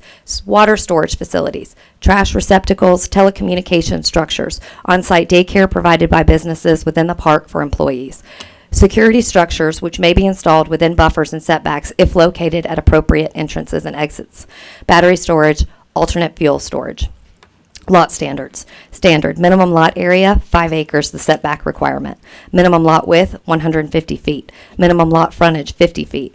Building height, principal and accessory structures, 65 feet, excluding parapet walls, rooftop mechanical equipment, and penthouses. Front setback, principal and accessory structures, 50 feet. Side setback, principal and accessory structures, 50 feet. Rear setback, principal and accessory structures, 50 feet. Minimum distance from structures on the same lot, 10 feet. Maximum lot coverage for buildings is 60%. Maximum lot coverage, which is the total impervious area, 80%. Required lot standards shall only apply to external property boundaries, with other properties not zoned as a part of the Technology Park Overlay District. Minimum lot frontages, width, and acreage shall not apply to subdivided lots within the Technology Park Overlay District, so long as the entirety of the contiguous development complies with these standards, and so long as the subdivided lot has adequate frontage on public or private roads and access drives allow for service. Lighting requirements. Lighting shall meet the requirements of Section 7.12 outdoor lighting of Chapter 7 design standards of the zoning ordinance. Parking requirements. Parking shall meet the requirements of Section 7.02 off-street parking and loading of Chapter 7 design standards of the zoning ordinance. Additionally, each building shall provide 25 parking spaces minimum. Ancillary office buildings and other occupiable structures shall park at one space per 500 square foot of GFA. Joint parking areas serving multiple buildings may be permitted on site. Handicap accessible parking shall be provided in conformance with federal ADA requirements. Parking areas shall not extend into buffer areas. Unloading shall be on site and not within the right-of-way. Parking space geometric shall conform with Section 7.02 of the zoning ordinance. Landscape and buffering. Landscaping shall meet the requirements of Section 7.05 Landscaping Standards of Chapter 7 Design Standards of the zoning ordinance. Additionally, buffer yards for the Technology Park Overlay District uses. A, adjacent to residential district, a minimum of 75-foot buffer yards shall be maintained separating the Technology Park property from all residential zoning districts. The buffer yard shall be planted per the Type 4 buffer yard standards of the zoning ordinance. Adjacent to the commercial zoning districts, a minimum of 30-foot buffer yards shall be maintained separating the Technology Park property from all commercial zoning districts. The buffer yards shall be planted per the Type 3 buffer yard standards of the zoning ordinance. Adjacent to industrial zoning districts, a minimum of 10-foot buffer yard shall be maintained separating the Technology Park property from all industrial zoning districts. The buffer yard shall be planted per Type 1 the buffer yard standards of the zoning ordinance. Fences in the Technology Park Overlay District may exceed the maximum listed fence height of 8 foot in the zoning ordinance in all setback yards. Noise. Noise shall meet the requirements of Section 9.04 Non-Residential Design Standards, Item 16, Noise and Vibration Standards of Chapter 7, Design Standards of the Zoning Ordinance. Additionally, generator testing is limited between 7 a.m. and 5 p.m. Except for generator testing or commissioning activities, generator use is limited to backup or emergency use only. And then the amendment to Section 13.01, the actual definition of a Technology Park Overlay District in our zoning code. The Technology Park Overlay District is a planning tool used as a special zoning of an area that is growing and guided to support technology businesses to include their infrastructure needs. The Technology Park Overlay District is established for the development of higher echelon technology and business development seeking to develop separate facilities for management headquarters, data centers, training areas, low-impact light manufacturing, motion picture, television, and other multimedia production, research and development operations, and offices, to name a few. Thank you. Not aware that we've ever given anybody that much of a workout. Yeah. In giving a presentation, and on the accepted uses, we probably should have just posted them and said, here they are, because I know you had to read all those off. We don't really have an applicant because this is the city that's proposing this technology park.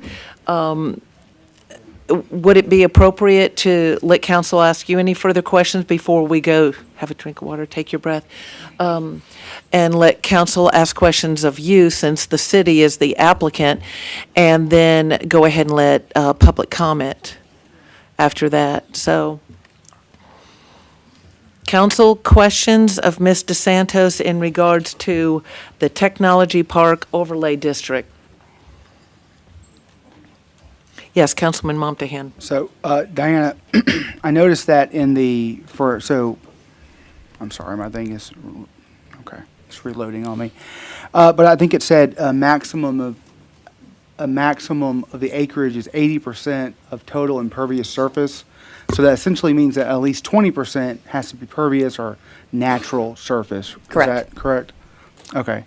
And I didn't know, do we have, off the top of your head, I don't know if Nina's here or not, but do we have like any kind of, essentially it's like an open or screen space requirement. Do we have any other zoning district that requires that in a commercial or non-residential? I am not going to speak to that. Okay. I do not know the answer off the top of my head. Okay. I just do feel like that was the first time, as a first for Villa Rica, but I just wanted to make sure I understood it correctly.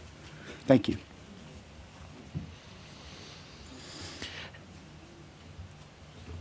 I think we all know that a big concern is if there's any residential around, we want to make sure people that live there maintain their quality of life.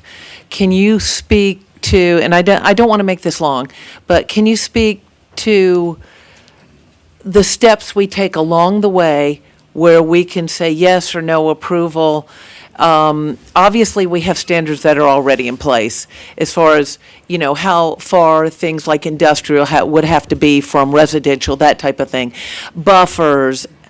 Can you speak somehow to how we make sure those citizens that are in the residential area are protected? Obviously, part of this property fronts, not this, but the whole property fronts 61. But the rest of it, just maybe the approval process along the way that gives us some controls so that people aren't thinking, oh my gosh, am I going to lose my quality of life? Or, are we going to be able to control sound and that type of thing? So in general, for the overlay district, the intention is to put this on top of an already zoned district. That's the intent of overlay. So you take current zoning and then you provide additional restrictions of that. We tried to address any nearby parcels through setbacks in terms of the minimum number of feet, as well as buffer yards, and then addressing them similarly as they are already addressed in different areas of the design specifications already in our design standards. So those buffer yards, those types of plants that have to be put in, they're already in place in those other sections as they abut in terms of industrial to residential, commercial to residential. So that part is already addressed. This is just adding that additional layer of overlay saying only these specific uses would be permitted. And oh, by the way, this is everything else that's required that would otherwise be required if that zoning was touching another zoning. Does that make sense? So this combines everything into one place specifically for a technology park overlay district that's already in design standards throughout our zoning code. Kind of like the way when we do a planned unit development for a neighborhood. It's developed individually and it's more restrictive in most cases than if you were just building housing on a street. That's similar. Okay. I know it's not exactly apples and apples. Any questions from council? Yes, ma'am.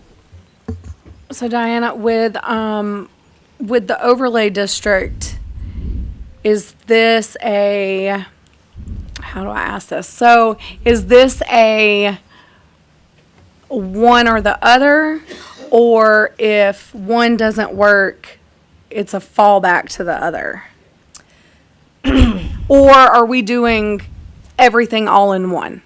This is more of a specific use type overlay. So this would be a tool in your toolbox, and we can address the second, as it comes, or even in 5 years, should another permitted use like this come along where, I as a council member, or I as the planning and zoning commissioner may not feel comfortable saying, yes, I want to have I-2 next to C2. Oh, but what you want to do is specific within this technology park overlay district, and you meet all other requirements. I'm going to overlay that zoning to make sure that this specific use, because it matches better up against that C2 than any other permitted use in I-2 otherwise would. So this will come back before council if this specific use does not go through. Can I? I'm kind of looking at you a little bit, Kevin, sorry. I'm not sure that I understand the question. An overlay district, like we in the past, we had a downtown overlay district. So properties in downtown were zoned some type of commercial property, where a commercial zoning may allow a vape shop. But within the downtown overlay district, that would not be a permitted use. So, it sits on top of some other type of zoning and puts additional restrictions within that district. Okay. If that makes any sense. Councilman Montahan? I just want to make sure we're not kind of getting ahead of ourselves a little bit. After this agenda item, there are 2 agenda items that this overlay district may apply to. But this is an overlay district that could be applied to any property that's a minimum of 5 acres in the entire city. That's correct. So kind of like the downtown overlay district that he's referring to, this is not necessarily, we're not talking about a specific project in this overlay district. We're talking about a general ordinance as, no different than if we wanted to create a new zoning district for, I don't know. Historic preservation. Historic preservation or something like that. So I know there's kind of a big elephant in the room that we're going to address here in a few minutes, but I just want to make sure that we're all on the same page and that this overlay district is not necessarily intended for any specific property. If you amass 5 acres somewhere in the Villa Rica and you want to do one of these permitted uses maybe it's educational services, a college campus or something, you can apply to put this overlay district on you too. And it'll be within that scope. So I don't know, just trying to clear that up because I think that may have been caused some of the confusion, so. Now, that's a really good point, because I think I caused some of the confusion myself by thinking of a particular project rather than that this is just putting in our ordinance the rules, standards, restrictions that would apply to a technology park and creating what that would be. That's correct. In our language. That's correct. Okay. Councilman McCoy. Well, I forgot my questions now. Something Matthew said I was going to I had another one, but Matthew said something I was going to piggyback on. So, I know what it was. So somebody amassed, like he said, somewhere in the city, they amassed 5 acres of land and they want an overlay. Are they going to have to come back to the council and get a variance or get it approved? Or because they fit within the text amendment, it just would go through? That's what I was getting at. So generally, right, let's take that applicant out of it, right? Okay. What we would do next is go back to the Planning and Zoning Commission and let's look at our zoning map and let's look at a land use map. Let's look at that future land use map and let's identify those areas where it could be applicable. And then staff would then come back and make a recommendation. Again, no pending project, no pending application. That's generally kind of those areas identified. That is something we would do. But yes, if an applicant otherwise wanted to, they probably wouldn't self-restrict. It would probably be that they would come up here asking for I-2, and maybe we didn't feel comfortable with I-2, but hey, we've got a permitted use. You're in I-1. Let's just add that overlay to your permitted use. Okay, so let me, I'm kind of getting it, and I apologize, but I do like to break things down sometimes. It helps me understand, and I do think it helps the public understand. So let's say I bought some neighborhood that didn't get developed, and it's over 5 acres, and it's zoned for, let's say it's like Mirror Lake, it's zoned for a PUD. Mm-hmm. Okay, but I wanted to put an office building there. Would this come back to council, is my question.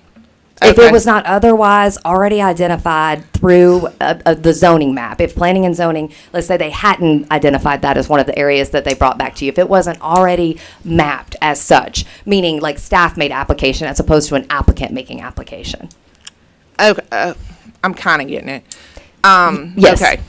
Yes. So that would have to come back. In what instance would an example be it wouldn't have to come back before council? Well, we don't have anything currently identified as the Okay. Technology Park Overlay District, so nothing technically. We don't have the language to create it. That's what we're doing, Any, yeah. any rezoning has to go through the Zoning Procedures Act, so it gets noticed and comes before this committee. Okay. This board. Whether it's through recommendation, through applicant, it still has to be voted on. So this particular thing that we are talking about now, it's not a particular thing. This is more or less a zoning process. This is more or less voting for a rezoning, not a particular item, I'll say. This is to have as a tool in your toolbox. Yeah, that's what I'm saying. Correct. So, yeah, this is just a zoning matter right now. Later on, we'll talk about something else. Correct. Okay.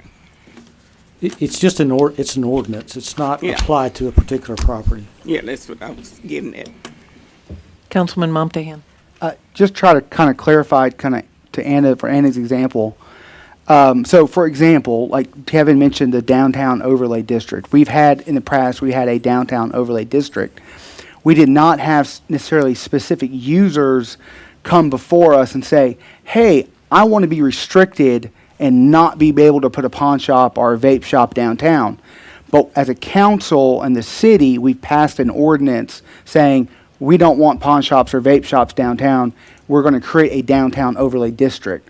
And so any zoning within that geographic boundary that is basically approved in the zoning ordinance is automatically subject to it. Now, that particular business owner or user can come back and try to get relief from that, and then the council may say yes or no, but, you know, they may appeal like that decision, if you will, but yeah, that answers your question. So it's not like, you know, okay, you got it. That was a very good example. I appreciate it. Yes, thank you for that explanation. You're welcome.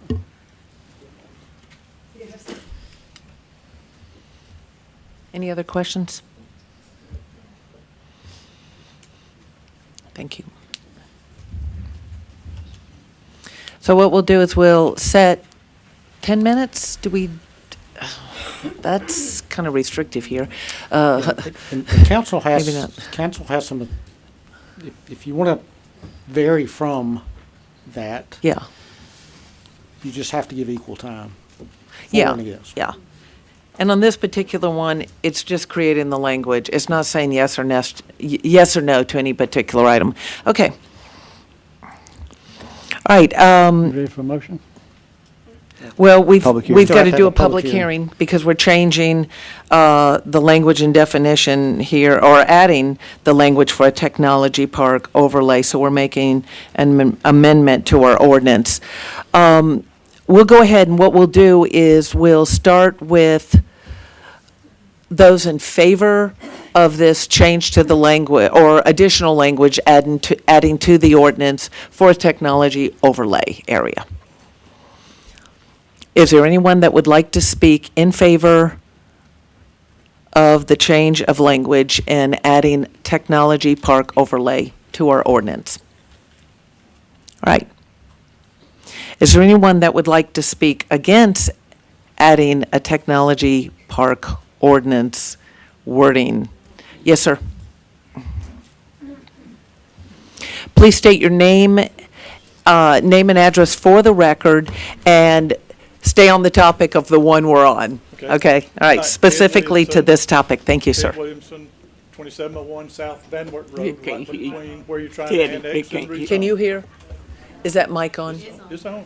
I just don't talk loud. Move it up just a little bit for you. Okay. And just, to me, you look at this, and most of these overlay zones were to keep people from putting something in that area. Be more restrictive on it. Not to go in there, let's go put some manufacturing in there. That neighborhood over there, those people, let's put a little manufacturing. Let's, transportation support manufacturing. Let's make batteries in there. Won't hurt them, just chemicals, acids floating around in the Bay Springs Creek down there. No problem there. We're gonna let stuff go in there. We're not gonna restrict it to historic things, to residents. We're not. Nah. Look at these, and I highlighted on the list. There are 1, 2, 3, 4, 5, 6, 7, 8 manufacturing things that you could approve to go in there. Well, I don't know why you'd have to approve them. You got an ordinance that says they can do it. So why would they have to come back and ask you to do something you say they can do in your ordinance? You're giving away everything here and restricting nobody. Nobody. And I think this ordinance, somebody needs to look at it and redo it, because it doesn't do anything but give people the right to invade your neighborhood. That's all. Thank you, sir. Is there someone else that would like to speak opposed? We have already opened it up for in favor. Yes, sir. So I'm going to come back to talk about something that was brought up. Name and address. Well, Joshua Evans, 64 Cleveland Street, Villa Rica, Georgia. Something was brought up months and months ago, would be that Whitworth Road project that they had over there by the school with the aluminum plant or whatever it was. So this is nothing more than to allow something like that to happen over there. If they got the land, you got an ordinance that says they can do what they want to at that point. You can't stop them really. So it's kind of ironic that we're standing here tonight talking about this when other things have been circulating around about aluminum plants, data centers, and all. That's kind of coincidental, isn't it?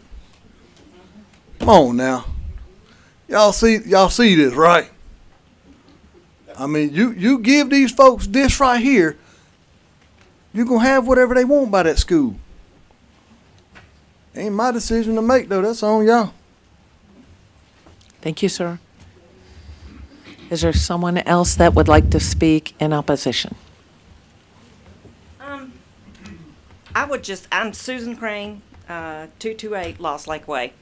I would just like to say, to me, what this sounds like is writing a blank check and handing it to developers and saying, here, put all whatever you want on here, on this list. I'm with them. I don't think we should be writing blank checks. We should be sticking these things out there with overlays where they can just come in there and say, well, we want an overlay of this or an overlay of that. Everything, I mean, to me, that's an awful broad spectrum of things that can be put in there. And I say no. That's just me. Thank you, ma'am. Anyone else that would like to speak in opposition? Yes, sir. So, I'm Lane Smith. I live at 225 Sherwood Place. Didn't have anything prepared today. Obviously, we're using touchy lingo here. It's kind of suspicious. We all see the next thing on the agenda. I understood the two ladies on the right's questions perfectly. It made perfect sense to me. We're tiptoeing around language saying it's not the next one on the list. Why are we tiptoeing around it? It's suspicious. If it has to come back, what's the point in this anyway? If I'm following the answers that I'm given, this does nothing but circle back unless I'm missing something. Thank you. Thank you, sir. Anyone else that would like to speak in opposition? My name is Chris Gore. I live at 51 Church Road, Villa Rica, Georgia, South Van Wert area. Do y'all realize what that place is going to cost? 5 million gallons of water will flow through that place just to cool the plant down. Not only that, you got to figure in the energy also. You're going to be pumping more energy in that place, power, electricity, and it's going to put people in the dark.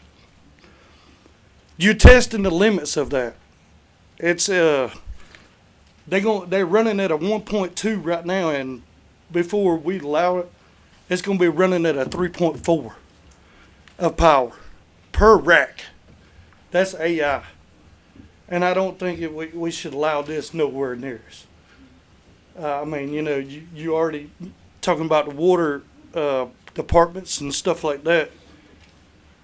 I don't think we need to upgrade that also. And plus school, if we're going to really talk about the infrastructure, it's going to bring us down more than anything. I'm sorry, is it Mr. Coors? Gore, G-O-R-E. Gore, G-O-R-E. I'm sorry. Yes, ma'am. I didn't want to interrupt you, but That's fine. it needs to be pertinent to the application, not particularly like the school or the other infrastructure, particularly what we're talking about here. That, right. That's okay. I totally agree, but I mean, but it's really gonna it's giving y'all benefit of tax money off of the place of 200 acres or whatever size this place is going to be. But it's not going to benefit us at all. It's not. No jobs. They won't produce jobs for us. They won't produce that. But y'all chasing the dollar, and I don't think it's right. You need to get back to the roots of Villa Rica, where it's a little town. It's not a big city that we're living in. So that's all I got to say. I hope y'all just cut it out, period. Thank you. Thank you, sir. Is there anyone else that would like to speak in opposition to the Technology Park Overlay District being established with the wording in the ordinance to allow for a technology park? What I would like to say is Potentially. that Pam White, 102 Anderson Road, is that all the council, you must remember that you work for the constituents. Listen to what the people are asking y'all to do.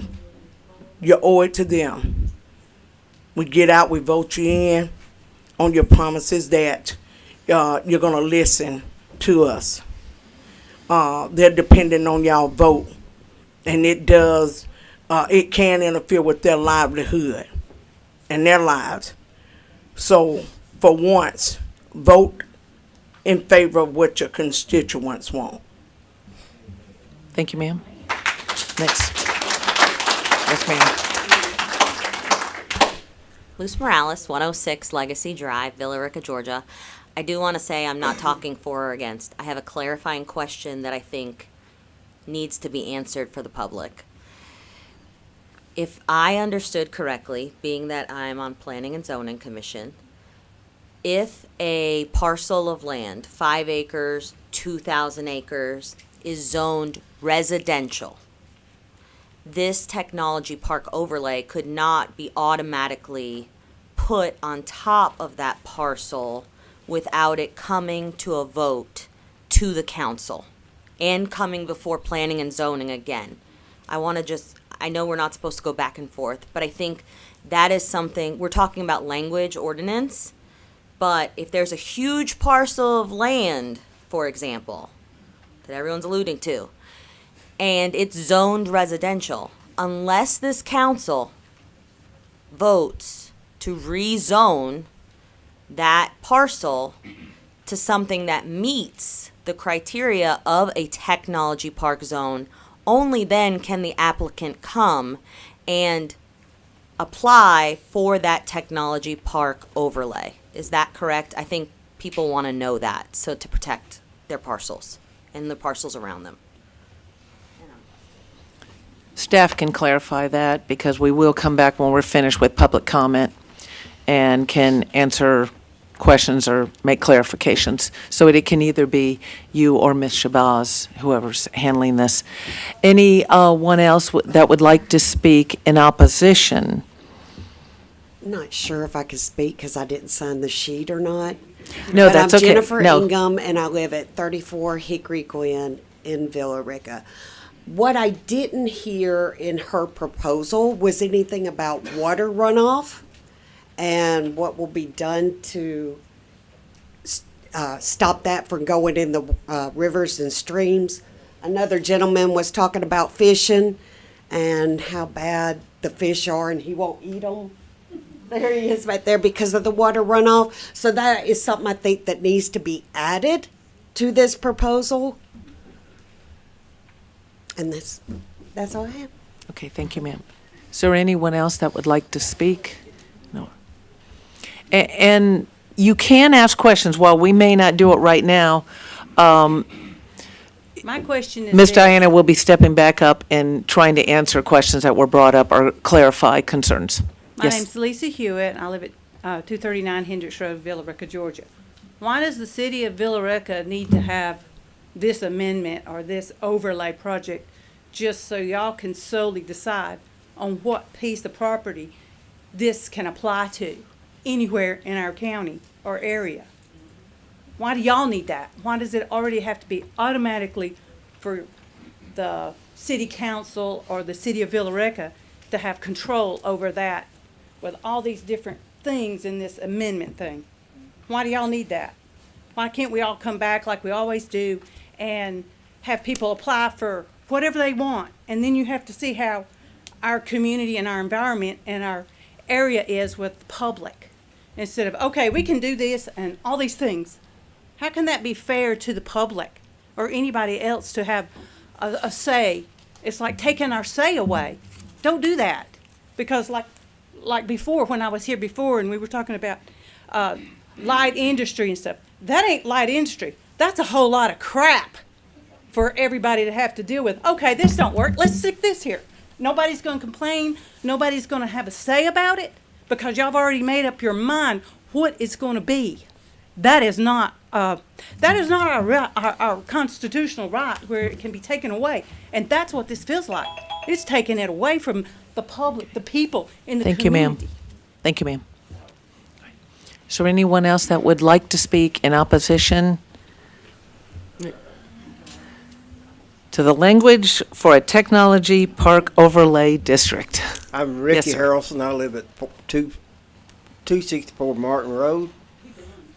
And if the city wants this so bad, put it in the city.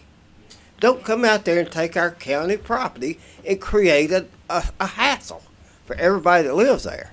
If y'all want it, put it here. We don't want it. That's all I gotta say.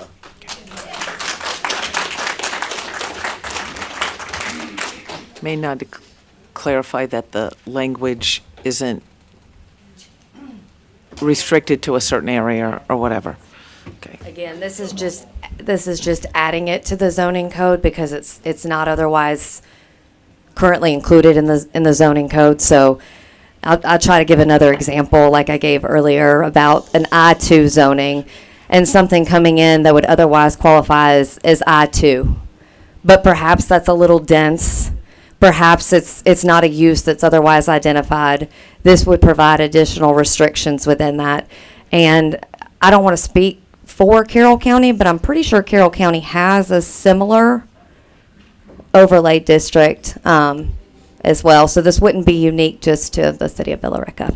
And it's again, going back to the text and what was written, it is because as new projects, as new products, as new companies are out there in the environment, it's, again, a time to address it in the zoning code and how you're going to handle it.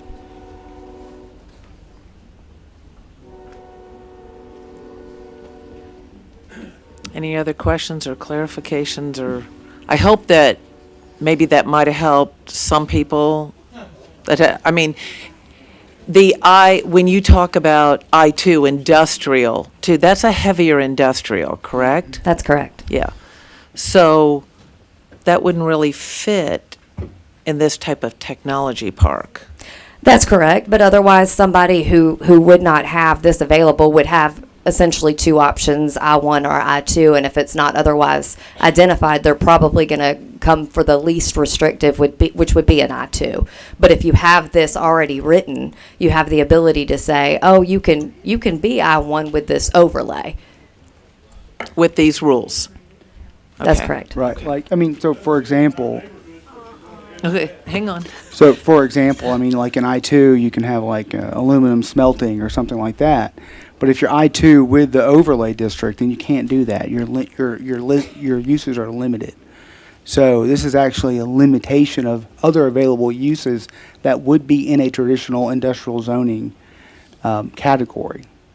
So if you look at the full zoning ordinance and you look at all you could do in I-1 or I-2, this is less than all. You're actually limiting yourself to say, I'm not going to be able to put a cross-dock trucking station or a truck stop in this technology park overlay district. I'm not going to be able to do aluminum refinement or aluminum smelting, but I can do more technological oriented type of development instead.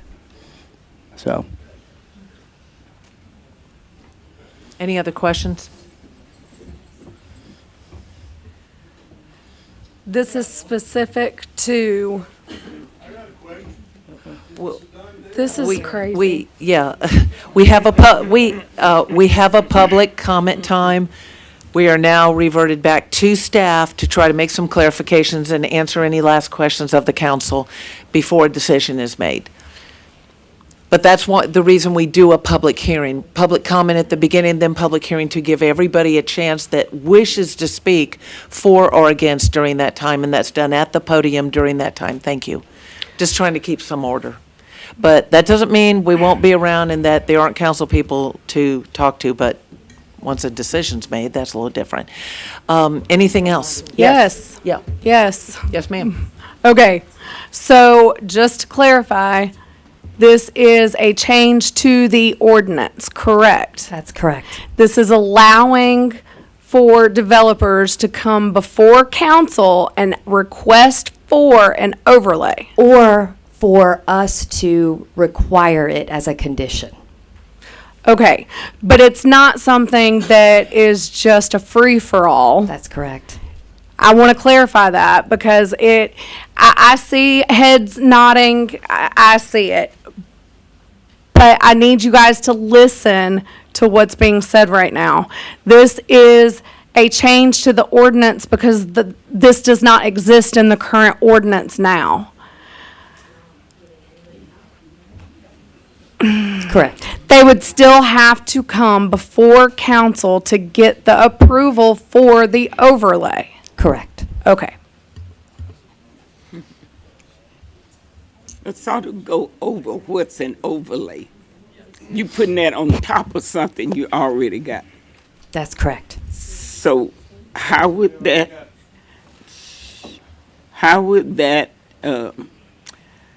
prevent some of this, what our constituents are asking from? That's what I want to know. You know, you're saying it's already, just to use, it's already zoned such and such. So you're going to put this technology overlay on top of that. That's correct. So then that means what's already there is null and void? How you going to do this?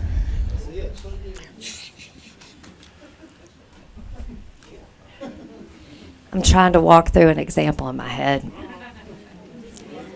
Well, it wouldn't change the zoning. So it's not like an overlay and it cancels something, because this gets put on top of whatever the area is zoned. Mayor, Right? to provide some clarification, anytime there is a, Please. anytime there is a change to the zoning map, whether it's initiated by staff or whether it's initiated by the property owner themselves, that is a zoning decision. And a zoning decision in Georgia requires notice, both in the paper, on the property, and a public hearing. So nothing automatically becomes part of this new ordinance without some type of application. Either the staff makes a recommendation to change a certain area of the city to rezone into this district, or an applicant comes before this body and asks that their property become part of this. It doesn't happen automatic. There is a process, a public hearing, notice, and a vote. Thank you.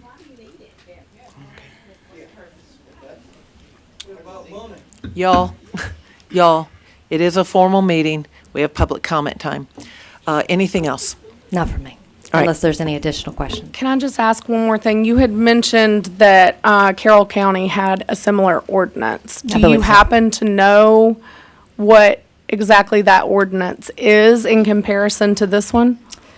I'd never received a copy of their version. I believe Nina Shabazz worked with them on theirs.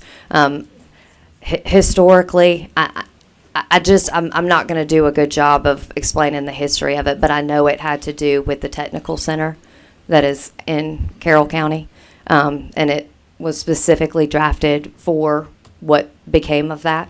So that is one example. That's a local example. And that was an overlay, Correct. which is what the county put into place. Correct. Okay. Sorry. Councilwoman, I ask one. Councilwoman Warmoth, just to answer your question, do I think the Buffalo Creek Technology Park is what basically was the result of the county's overlays, as I understand it, so. Yeah, because I was unaware of, until you mentioned the county having a similar ordinance. I was unaware of that, so thank you. I don't think I knew they had an overlay per se, but is this related to when they built, basically was a technology area that became where West Georgia Technical College is now? that is my Because I do understanding. recall that. I just didn't know what the setup was for it back then. And that's where the college is now. Correct. But that's what it was designed for. Infrastructure and everything, try to attract the type of business that would be using a technology area. Okay, so I wasn't sure, is that the same one you're referencing? Yeah, I think that's Buffalo Creek. Okay, yeah. all right. I didn't recall Buffalo Creek, but I do know eventually the college ended up out there. Okay.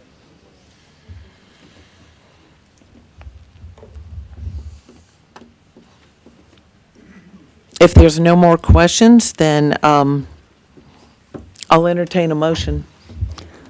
I'll make a motion to approve the text amendments as submitted. I'll second. Motion second for the text amendment. All in favor? Any opposed? Motion passes 4-1. you, Council. Number 2, rezoning and annexation for Highway 61 and South Van Wert, Avamore, PUD. Can you open up my presentation?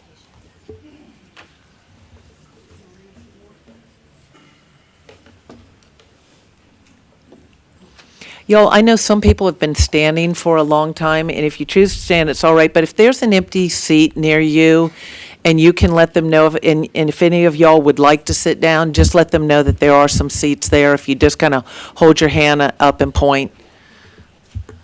Thank you, appreciate that. Ms. DeSanto. Good evening again. This is a rezoning. So the first item that you'll hear tonight is rezoning, and then depending on the motion for rezoning, an annexation request for Highway 61 and South Van Wert, specifically RA 06-24, ANX 0124, and ANX 02-24. Avamore, Georgia LLC seeks annexation and rezoning from an agricultural and conservation use to a planned unit development in area proposed as a potential technology park overlay district. Okay, okay. Okay, let's proceed with the meeting, thank you.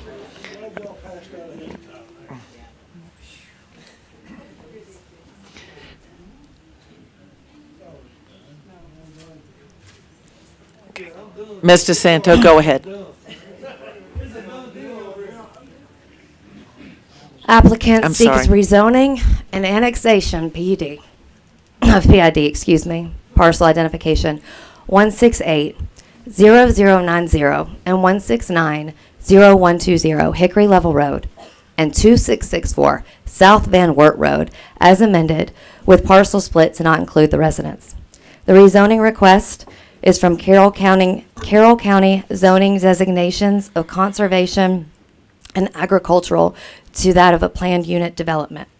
In 2018, Avamore project at 55 and 63 Goldworth Road proposed developments with a total of 200 single-family units, 300 multifamily units, senior housing, which includes independent living, memory care, and a minimum age restriction of 55 years.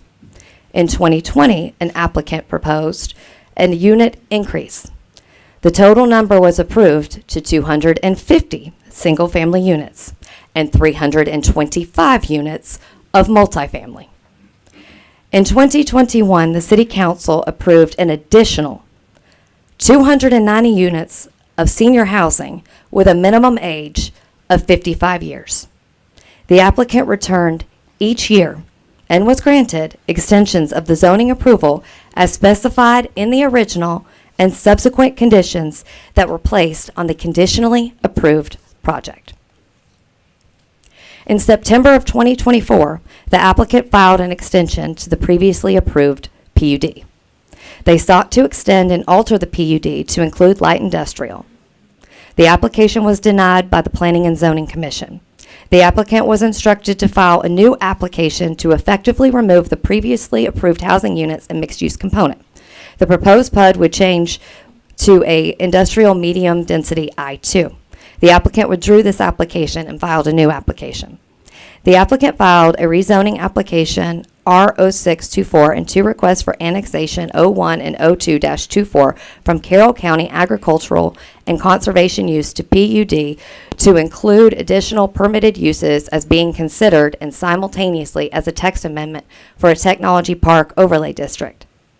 If the text amendment for a technology overlay park is recommended for approval and subsequently approved by council, the proposed use could include a corporate campus with administrative operations, technology park with electrical substations, research and development, or other computer operations and data processing, to name a few.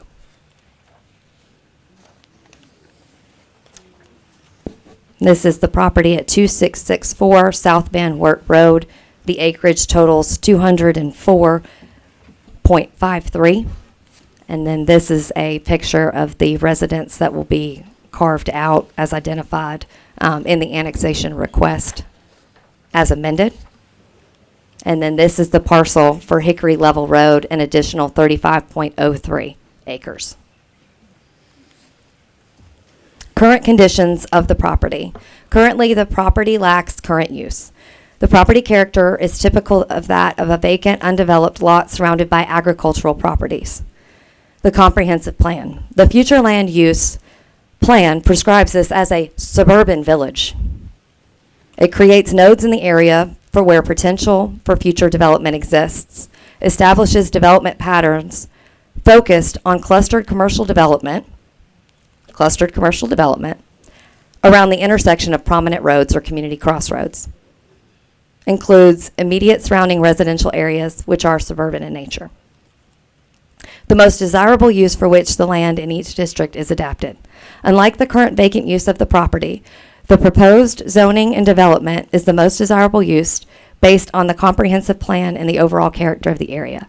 Proposed technological development along Highway 61 corridor is the most desirable, being least impactful on schools and traffic. Rezoning to PUD would give the parcel an economic advantage by providing further development. Rezoning to PUD would give the parcel an economic advantage by providing future development. However, any increases to utility demand could potentially cause disruption challenges in an area. Responsible development and growth. The southwestern portion of the city is expected to grow with residential and commercial uses in the future. The applicant has not indicated any roadway improvements on any previously submitted concept plans. Excessive usage of city infrastructure could be possible. Water is provided by the county, not the city. Sewer capacity and conveyance will have to be agreed upon in the form of a development agreement. The proposed Avamore development component shares geographical characteristics as the city's existing industrial areas butting residential and commercial properties. The Northeast Industrial Park, Highway 101, abuts agricultural and residential uses to the south and borders unincorporated Carroll County to the north. Our East Industrial Park in Douglas County abuts I-20 exit 26, commercial properties to the west, a residential subdivision, Mirror Lake to the northeast, and unincorporated Douglas County to the east and southeast. This is just a picture of our current zoning map as of November of last year. And then just to kind of call out what the Technology Park Overlay District could look like. This is what it would look like in the area. Again, similar if you look at the other industrial parks as it abuts. Just want to talk a little bit about, before I go to my next slide, what's identified in our comprehensive plan. So the comprehensive planning process is an intensive process and seeks a lot of public input, where we develop goals and strategies for the future planning of our city. One of our comprehensive goals is development patterns, and our development pattern goal 1 is to maintain small town character and cultural identity while supporting growth. And some strategies to achieve that include our development pattern strategy 1.2 to ensure non-residential development on the future development map is compatible with the existing character and scale of the surrounding area. Our development pattern goal 6 is to promote quality corridor development. And our development pattern strategy 6.1 is to evaluate need to develop design standards for corridor development to help mitigate traffic mobility issues in high traffic areas and to ensure that new development or redevelopment is designed to be compliant with the function of the corridors. Another strategy is our social and economic development. And one of our goals of our social and economic development is to create employment opportunities within the city and expand business diversity. And one strategy to achieve this goal is to promote high-quality employment centers, industrial, commercial, office, and gateway through enforcing development regulations related to building and site design and buffer and landscaping requirements in accordance with the future development map. Our SED strategy 3.3 is to identify and promote opportunities for higher-paying jobs in small business. And our strategy for 3.4 is to identify opportunities to accommodate expansion of industrial real estate, including infill development where appropriately located. And finally, our social and economic development strategy 3.5 is to pursue annexation opportunities within a general urban growth area as depicted on the future development map and based on a determination of economic feasibility. And for those reasons, For those reasons as identified in our comprehensive plan, and with no objections received from Carroll County, city staff recommends approval of rezoning from conservation and agricultural to the planned unit development with uses identified in the Technology Park Overlay District and with conditions. City staff also recommends the annexation of parcel ID 1680090 Hickory Level Road and approval of the annexation and recommended split of parcel ID 1690120 2664 South Van Wert Road to allow the residents as identified on the amended survey to remain within Carroll County with two conditions. No additional residential units will be proposed or approved with this PUD zoning, and that sewer capacity and conveyance must be addressed and agreed upon with the city in the form of a development agreement. And I believe the applicant is here this evening.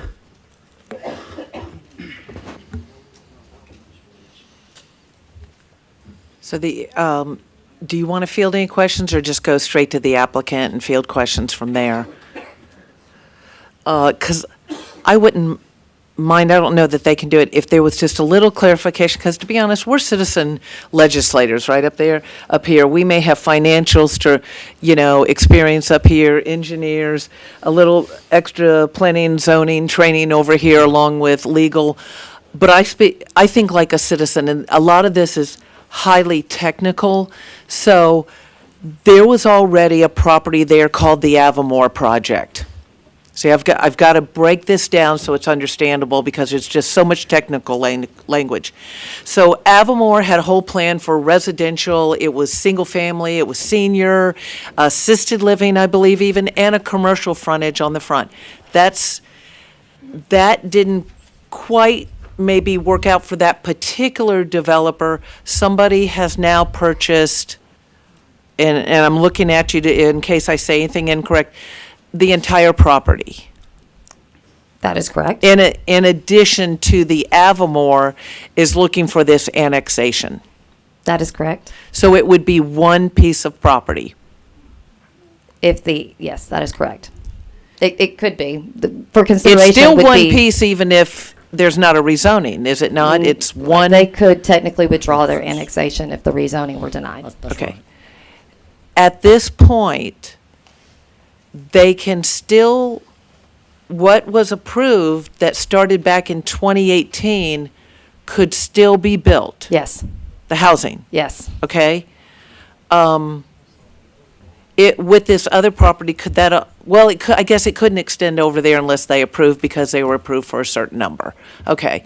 All right. I think it helps me. I hope that helps other people because with all the techno language, even I get lost. So, okay. So let's go ahead and hear, I'm sorry, yes, Councilman Momtahan. Before you got too far, I just wanted to, are you done your question? I just didn't want to go too far without, okay, anyway. I'm sorry. Oh, okay, I'm sorry. Okay, so I just want to make sure. So they are proposing to do a PUD with light industrial. Their proposal does not include the TPOD, the Technology Park Overlay District that we just approved. So if we approve them as they've asked for with light industrial, I'm pulling up my zoning ordinance here, they could do a motor vehicle repair and service shop.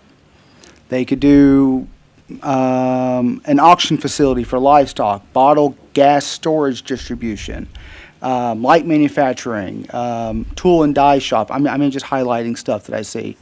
Storage contractor, self-storage, medical and dental laboratory, all that. So I guess what I'm saying is if I don't want them to be able to do all these extra uses in light industrial, or do we need to add a condition that says that they are subject to this Technology Park Overlay District to limit them to those, what they appear to want to be here for, I guess, but just to make sure we have certainty as a council and a community? Yes. Okay, thank you. Any other questions from council for Ms. DeSanto? We're ready to hear from the applicant. Or in this case, the applicant's representative. Yes, ma'am. Joe Hi, Fowler. Mr. Fowler. Post Office Box 45 in Douglas Hill. September, oh, by the way, let me first introduce Mike Embry, who's the owner of all this property. He's been here at all these meetings.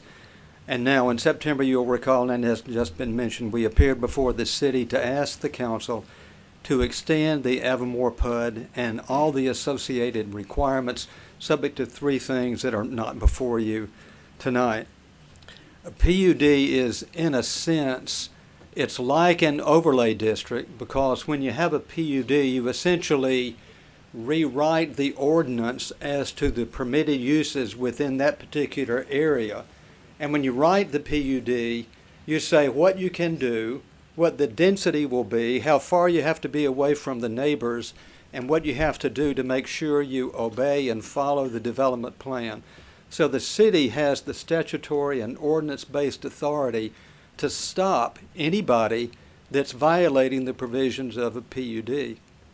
Now, in the 7 or 8 years that the Evermore PUD has been in existence, a lot of promises were made about what would be done, and a lot of dreams were dreamed about what could happen. Up to now, almost 900 units of everything ranging from townhomes and multifamily apartments to senior facilities and commercial uses. All of those currently permitted within the framework of that PUD. So on Evermore right now, you have a version of an overlay. And every time you approve a PUD, you have an overlay. What the staff has said is, we want to do a larger version of a PUD where the staff can attract facilities that will promote the city's economic development, but without influencing the people whose voices you've been hearing saying that we don't want that. The need tonight, as I see on behalf of my client, is to allow us to amend that PUD to broaden only slightly the uses to include industrial. We're not going to do anything like what was read from the light industrial ordinance a moment ago by Councilmember Montmahan. We have other ideas in mind that are consistent with the whole concept of a technology park. And there will never be a moment under the PUD plan as now expanded in which the staff will not, through its regulatory authorities, have the ability to stop anything that would be suggested by what has been mentioned, with some legitimate fears about what may happen if there are not restrictions. So what happens next is the PUD, if approved tonight, would be amended to add industrial uses. And it was our desire to have that brought under the framework of the overlay. And what would happen between when you say yes, you can bring in the acreage from the county who did not oppose it. We would bring in the acreage and then come back before you later to demonstrate to the council, to the staff, and the people here in this room that this development plan, which will be required under the technology park, is a version of sorts of a larger PUD. And that development plan would set forth those things that we are planning for this area. There's a lot of acreage there that means lots of open space and a lot of protection. What you have before you essentially tonight is, first is the request to rezone so that it would be PUD enlarged by the right for industrial, but it's not an industrial blank check like the city council says here. You're now industrial and you can have every one of these uses that would be inconsistent with maybe many of the people who are in the audience. It will be something that the staff will recommend, will review, maybe not recommend, but the staff would review, then the council would see it in a public meeting. And then the people who are citizens who are concerned about it, those in the area, will be able to comment. Now, when you look at the Evermore PUD, there's a residential area that will abut up to, in fact, the only large residential area is on the south, as you well know. Much of that will go away. Much of the traffic that would be generated, maybe as many on average in any traffic study, maybe 10 trips a day from every residential home, and there would be, seniors don't count, that's usually 1 or 2 trips a day, but for other family members. I'm a senior, I count a little.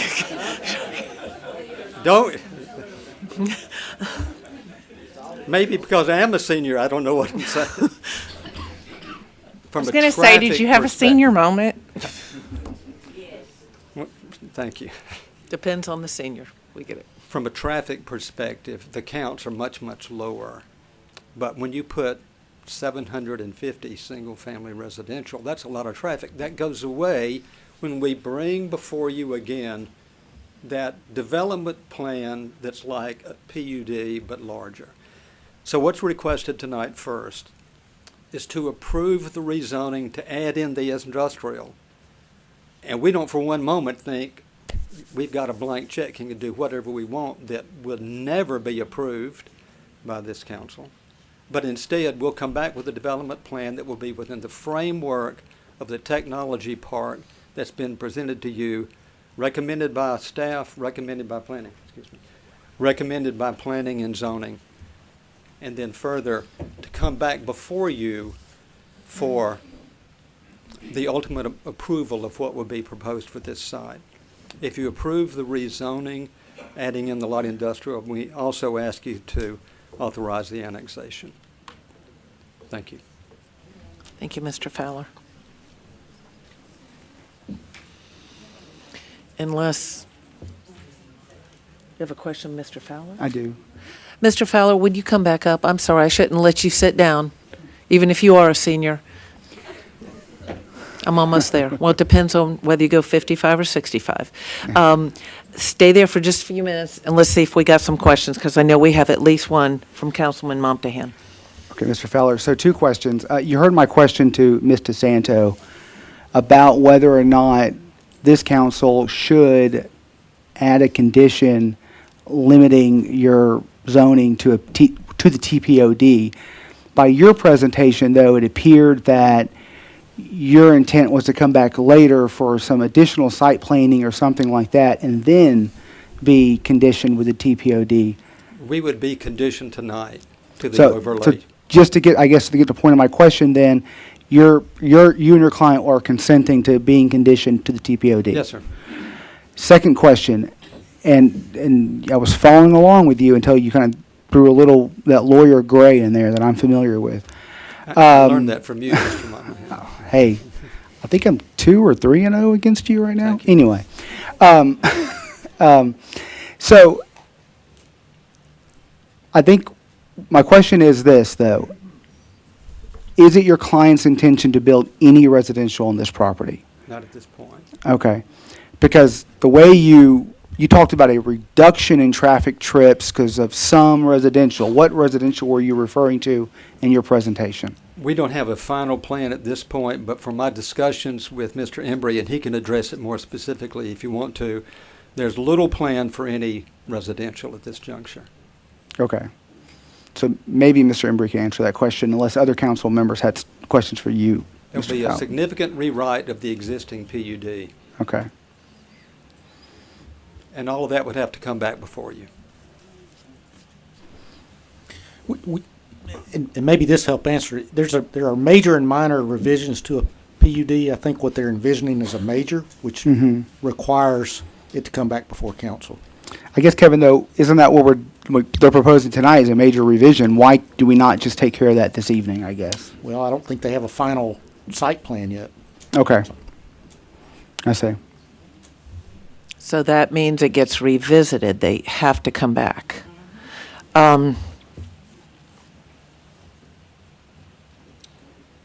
Any other questions? Because otherwise I'll go to the public hearing.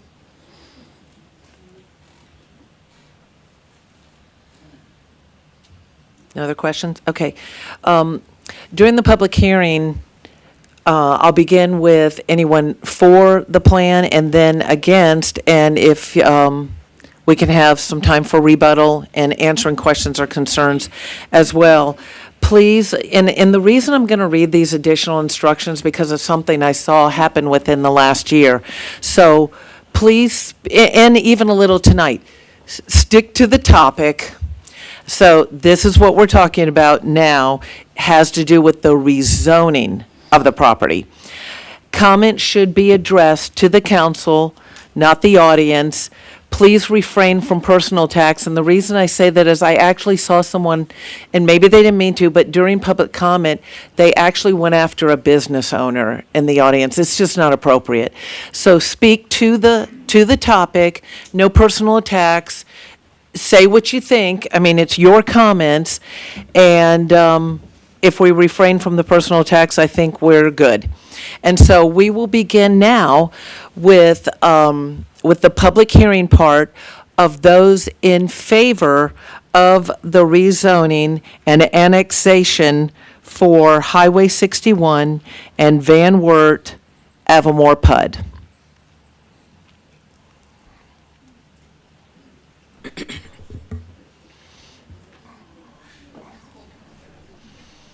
Good evening, Chamber.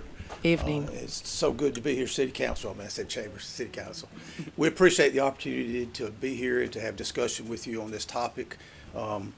Our school board has enjoyed. Mr. Cowart, can you move that up? I'm looking at a few people just a little louder. Thank you. Can you hear back there, Joel? Is it okay for you? Okay, thank you, And I'm sir. a little hoarse tonight, too, so that may be I'm part of sorry. the problem. Thank you, sir. First of all, on behalf of my Board of Education, we appreciate the partnerships that we've had with the city over the last few years as we've discussed opportunities for development planning and such. And we appreciate the opportunity to give input tonight. As presented by Planning and Zoning, the recommendation to approve this request, my Board of Education supports that. Recommendation by Planning and Zoning to look at this opportunity. And the primary reason is if you go back to the 2018 original PUD, and then what's happened with that has just been approved every year since then. The way it stands now, without something like this, there's the potential of about 900 residential units being there on that Avamore site, straight across from Bay Springs Middle School. That would put quite a strain on the school system. If to have that in a period of time where we're seeing a lot of other residential growth in the community. So from our perspective, moving to an overlay like this, a technology overlay, allows the city to have an opportunity for more options that would be less heavy residential, less potential heavy industrial, and more in line with the type of growth that I think many of us would like to see in the community. So again, in our particular point of view, this would be a positive thing for the school system. We feel like it would be a positive thing for the Villa Rica community. We also feel like it would be a positive thing for Carroll County as a whole. I would want to speak to, for just a second, the overlay district in Carrollton. I was a part of some of the planning and efforts down there, and the way that's turned out, I think is the kind of opportunity we would envision that could happen potentially here with this overlay opportunity. So again, on behalf of my Board of Education, I want to offer our thoughts. I want to thank you for the opportunity to have input, and we appreciate your consideration of this matter. Thank you, sir. Is there anyone else that wishes to speak in favor of this rezoning and annexation?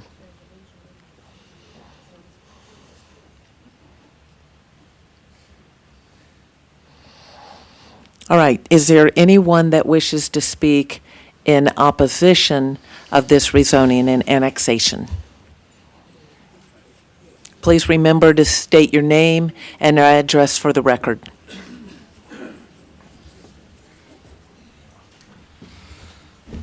Joshua Evans, 64 Cleaver Street, Villa Rica, Georgia. So, I guess here we are again with this. Like I said earlier, it was ironic that this was brought before us with the overlay. And then as soon as their attorney gets up here, he jumps to want to be part of that overlay. Let's be part of that overlay. We're hearing there's going to be no residential on it. We've also heard there's going to be buffers, there's going to be this, there's going to be that. Look, we ain't buying it. We're not buying it. All exception of one of y'all up there with your track record of voting, we already know how it goes. If you allow something in that overlay to be like that in light industrial, y'all's track record goes like this. Every piece of land that can be bought and they can put something like that on it, you're going to vote for them to do it. Take a look around. the apartments, the townhomes. That's y'all's track record. Vote for it. Yeah. It's going to bring revenue. Yeah. But we can't even keep our city clean. How are we going to make somebody follow ordinances or rules or regulations? We can't keep it clean already. So, again, that was awful coincidental that this little overlay plan came before y'all tonight, and then this is back right behind it again. People around here ain't fools. Thank you, sir. Is there someone else? Yes, sir? This is 3 minutes, right? Yes, sir. Okay, thank you. Thank you very Well, much, we have, Council. I'm sorry, say again. Oh, is it? Okay, great. Okay, so, yeah, we have to give equal, 3 minutes. equal It's gonna be amount 3 to each side. So otherwise, yeah, you might need your sleeping bag, Yep, so. we'll do 3 minutes. Thank you very much, and thank you, fellow neighbors and citizens, for allowing me to speak. My name is Paul Cutler. I live at 27 Hickory Glen here in Villa Rica, Georgia, at Oak Place. Oak Place was the only subdivision when I moved there in 1998. There's only about 12 or 14 houses in that neighborhood. There were no other subdivisions up and down that road. My kids used to ride up and down the road with their bikes. My kids learned how to drive on that road, and I wouldn't allow a kid on that road the way it is right now with traffic. But when I look at the development up and down that road, it's residential as it can be. There's 5 subdivisions directly on South Van Wert Road. There's another one as you leave Lost Lake that is 800 feet stop sign to stop sign, Lost Lake 2. If you look at the subdivision across the mountain there, Charleston Place, you've got over 330 homes. I'm not talking about houses, I'm talking about homes. That doesn't include all the other houses up and down Van Wert. We're only about 3/4, 8/10 of a mile out from this overlay development. It doesn't take into account that 330 doesn't take into account the other homes going down South Van Wert. It doesn't take into account Ridgeside or Spring Haven or Bay Springs. If you go a mile out, you're over 500 homes. It doesn't get any more residential than that. I've spent 40 years plus traveling across America, Canada, Mexico. I build industrial plants. I went from building them to running them to shutting them down. And when I was shutting them down, you learn a lot. So I've been in over 100 industrial parks in my life, from Toronto to Querétaro, from New York to Florida, from Georgia to California, up to Michigan. I hear things like, oh, we can put a battery plant in. Well, I used to handle LG in Holland, Michigan. They are a battery plant, lithium ion. You would not want the solvents that come out of that plant in your backyard. Cartersville's got a battery plant. Covington's got a battery plant. Savannah's got a battery plant. You got to be very careful about what you're asking for here, because those solvents, while they're legal in the U.S., are outlawed in Europe. That is concerning. So when I hear these plans about how things are going to be, I didn't hear anything about decibel levels. Nothing about decibel. What about your industrial wastewater discharge? Who's going to pay for that? What kind of pressure is that going to put on the city? And who's going to build that treatment plant and operate that plant, and with all the chemicals? What are you going to do about the trucks going up and down Van Wert with all the pedestrian traffic? Well, there is no pedestrian traffic. So there's a concern here, folks. I tried to get as much information as I could before I came into this meeting. One thing, I called the tax office, and it's well within the rights of the people that own that land to meet with the city of Villa Rica and sell it. You have to respect that. That is land ownership. But when you get into light industrial, you're changing the structure of Van Wert. You are changing the structure. I've been in hundreds of industrial parks. There is a lot of open space in these hundreds of industrial parks. There's a lot of empty buildings. Fulton Industrial is emptied out because of crime. Fulton Industrial is only half empty. That's it right there. Is this what you want? Is this the vision of Villa Rica? I don't think so. So as I talked with them, they said, well, the Villa Rica Industrial Park is filled up. Well, I checked the records. There are 6 parcels open, unused in Villa Rica Industrial Park, totaling 50 plus acres. Don't know if y'all know that, 50 plus acres. I heard in the overlay, we can go 65 feet tall. So you can get a lot of buildings in 50 acres, 65 feet tall, okay? Richard Smith ran a business here, Don Rich Ford intersection. They've got an intersection named after him. 20-something years ago, I talked with Richard, and Richard's comment was, we've got an industrial park, but it really doesn't bring anything here. Now, I worked in that industrial park too. I've worked in Chicago, Detroit, on and on and on. You don't want it to look like South Chicago. You don't want it to look like Detroit. I've worked these places, I know. But Richard Smith was, it doesn't bring anything. So I came here in 98. Mr. Cutler, we have a certain amount of time for each side to do their presentation. And I don't want to stop we have a limited time. I'm on a roll. I can go for hours. and no one else will get to speak. So I'm sorry. But anyhow, humor me. How many people here are in favor of a light industrial plant? Raise your hand. Remember, you're addressing your comments. I'm sorry. I don't see any hands up either. So let's not be shy about it. Yeah. How many people are in favor of this? Sir. Thank you, sir. Let's go on record. How many? Thank you, Raise sir. your hand. Susan Crane, 228 Lost Lake Way. Not my first rodeo or fight on this subject. I've been fighting this, it feels like, for a year. I moved here 3 years ago from Cobb County, city of Smyrna, to get away from all of that. And, all right. And I know that when we've had our other meetings, we talked about, I don't know what 65 feet is, if that's 9 stories. I heard 9 stories. There were a whole list of items that were supposed to have been taken care of by the owner. I don't know if any of that's been done. I don't think there's been a new water tower built. That was supposed to have been done. When we talked about it, we talked about off of 61, and there was one little back exit that was going to be there on South Van Wert. Now we're showing land all the way over to South Van Wert and Hickory Level Road. There is decibels. There are decibels, and it hums, and everybody knows that. We already have 20 in our backyard. I don't think I want to hear humming from the other side of the road.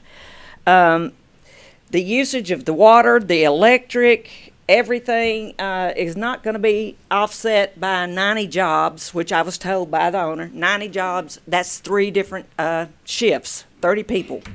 So, I mean, and the annexation, I know we're not supposed to talk about that yet because we haven't gotten there yet, but all of us in the county have heard all of this about the taxes for the city, and I don't want any part of it. I paid $5,400 a year in taxes in the city of Smyrna, and I don't want it. I moved out here to get away from all of that, so that's my 2 cents, but I want no part of it. Good evening, Dan Christner, 2377 South Van Wert. A lot of the folks in this room are in the area of these 200 acres that we're discussing tonight, but probably nobody is in the area more than I am. We are right next to it. They've already done the survey. The little pink ribbons from their property are literally that close to my driveway. I'm hearing from Diana talking about something like a buffer of 75 feet. 75 feet, you might as well put them in my living room. A lot of folks are talking about light industrial or data centers, etc. I cannot express to you strongly enough how much I object to this sitting next to my living room. Again, pink ribbons this far from my driveway. This is right on top of me. I don't like it. I don't want it. I came prepared earlier for a big speech for you folks until this weekend when I ran into a buddy of mine at the grocery store. And my buddy happens to have some pretty good inside information, knows some of the people involved in this whole situation. And he says, Dan, you're going to be at the meeting. You're wasting your time and you're wasting your breath. He says they are bragging the fact that this is not a problem. It is a done deal. He says don't even bother going to the meeting. It is a done deal. Now, if a guy drops $7.2 million on that 200 acres, my guess is he's not doing it without a pretty good guarantee of what is going to be going on. He's not going to just take a chance. $7.2 million to buy that property right next to my house. Trust me when I tell you, I believe my buddy when he said he heard the conversation that this is a done deal. Prove me wrong. Thank you, sir. So, the way the public hearing works is we give the presenter a certain amount of time and we have to give equal time to the other side if there's another side. Then we provide the same amount of time for public comment. And unless we take a vote and change that and add additional time, it's 10 minutes to each side. And at this point, one side took, obviously one side used their time and one side didn't use as much.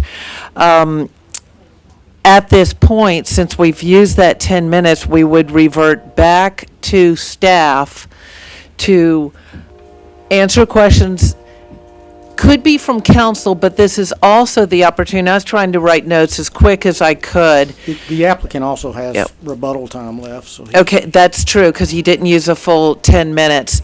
Do y'all wish to use, before we go back to questions from staff, do y'all wish to use, and I hate to even use the term rebuttal, it could be, or it could be answering a question that you heard or a concern, because that's primarily what we'll be asking staff. I'm trying to write notes about things that people might be concerned about that staff could address, because I'd be the same way if I lived there.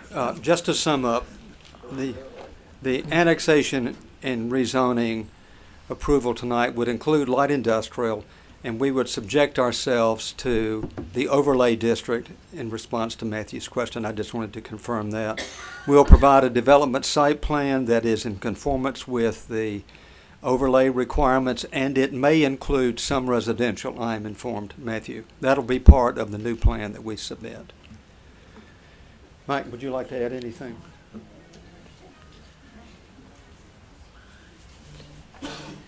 I'm Mike Embry, 667 Main Street, Suwanee, Georgia.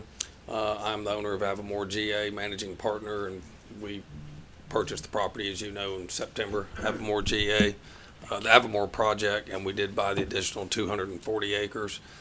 We would leave open in the PUD that is currently there, because I don't think the overlay takes away the underlying PUD, am I correct? Okay. So, I mean, this is also a work in motion with the city that depending on what the market intends for us to do, we will do, because it won't all be developed at the same time. All 450 acres wouldn't be done at the same time. It would be phased in.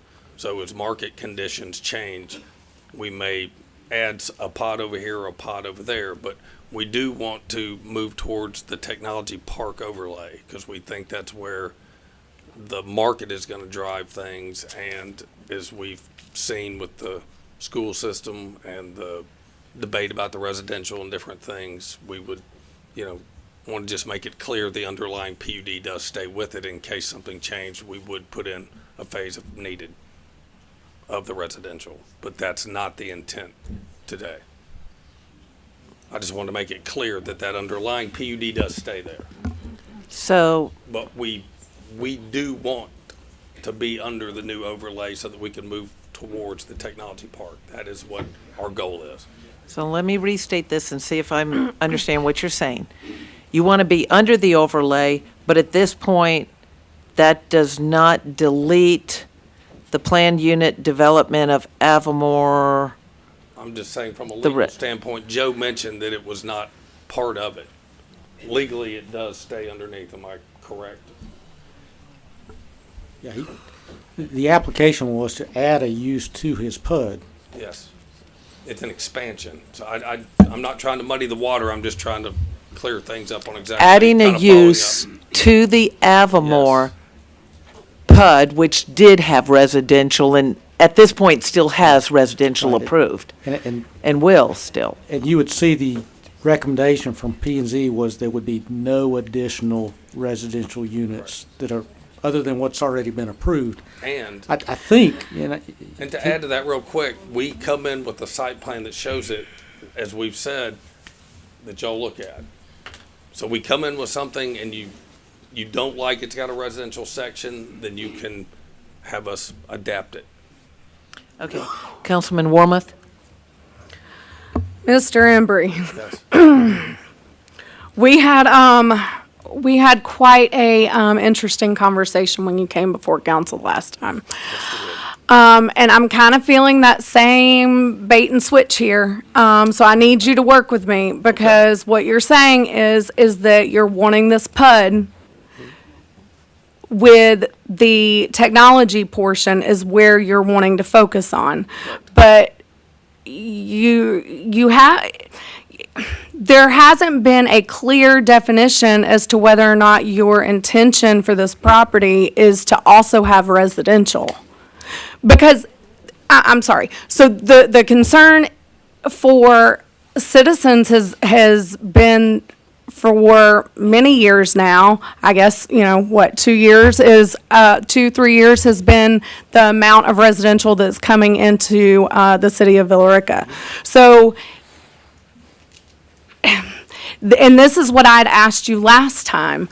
Are we doing residential, commercial within that PUD? Or are you wanting to also add, you're wanting to do the industrial in addition to the residential? Like you haven't clearly said whether or not the intent is to do residential. I would prefer to do the industrial, totally. What I'm saying is the underlying PUD that's there, if the market changes in 5 years and we're sitting there with a graded piece of property as that gentleman was talking about, we have a different avenue so that Avamore is not sitting there and the city of Villa Rica does not have something sitting there that's vacant. So you're talking about potentially going ahead and starting with the technology part Correct. and doing it in phases. Well, And then if it doesn't work out, to continue to build that out, then you would go into doing residential and commercial. I would have to come back and get it approved. It would still be there, but the site plan would still have to be approved through the city. That's the thing with the overlay. I can't just go in there gangbusters and do what I want. There's still approvals. Am I correct when I'm saying this, Kevin? Yeah, he's got a current PUD that's been approved with a concept plan, so if he, and the question might be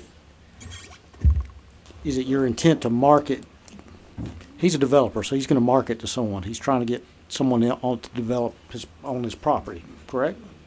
That's the intention. And if he can get something in this new technology industrial, I think he would apply, correct me if I'm wrong, to change the residential to the other use. Correct.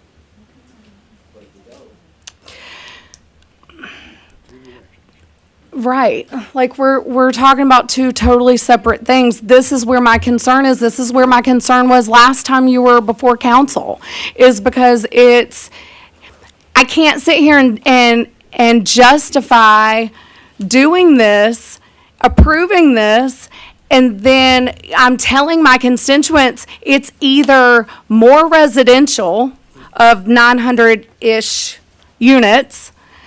The superintendent came up here to speak on being in favor of this, but not, or because he didn't want to add that burden to the school system.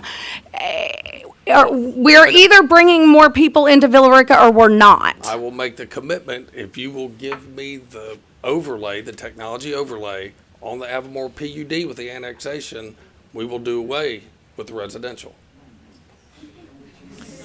Okay. I mean- Oh, I'm sorry. I mean, You either that or I finish. have to move forward with the residential. One way or another, I have to move forward.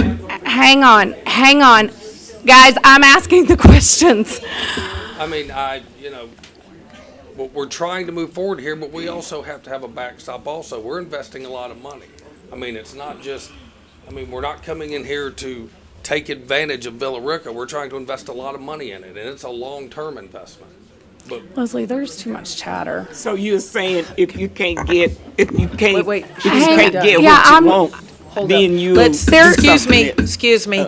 Council is trying to ask questions. We need the applicant developer to be able to answer, and it's hard for people to concentrate up here with all the chatter. You're Thank okay. you. No, I Thank think you. you That's won't much finish better. what you were- Okay, you go had ahead. I was trying to listen to what you were saying, but there was a lot of chatter going on. So I didn't hear everything that you said in response to mine.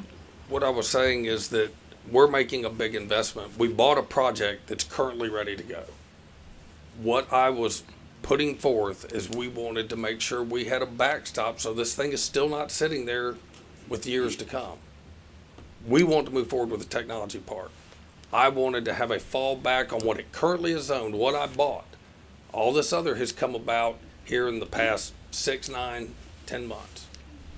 But like I said, it's a huge investment for us. We're not just coming here and walking away. It's a long-term investment. It's a lot of money. And it's not because I was turned down somewhere else. This was chose specifically. There are reasons that we do things. I don't just go around and buy stuff and hope it happens. So, but that was the whole reason that I came up here to speak after Joe had spoke to try and give some clarity, and I don't know that I did. Well, I would feel a lot more comfortable if it was said that, if it was guaranteed that there would be no residential on this piece of property. If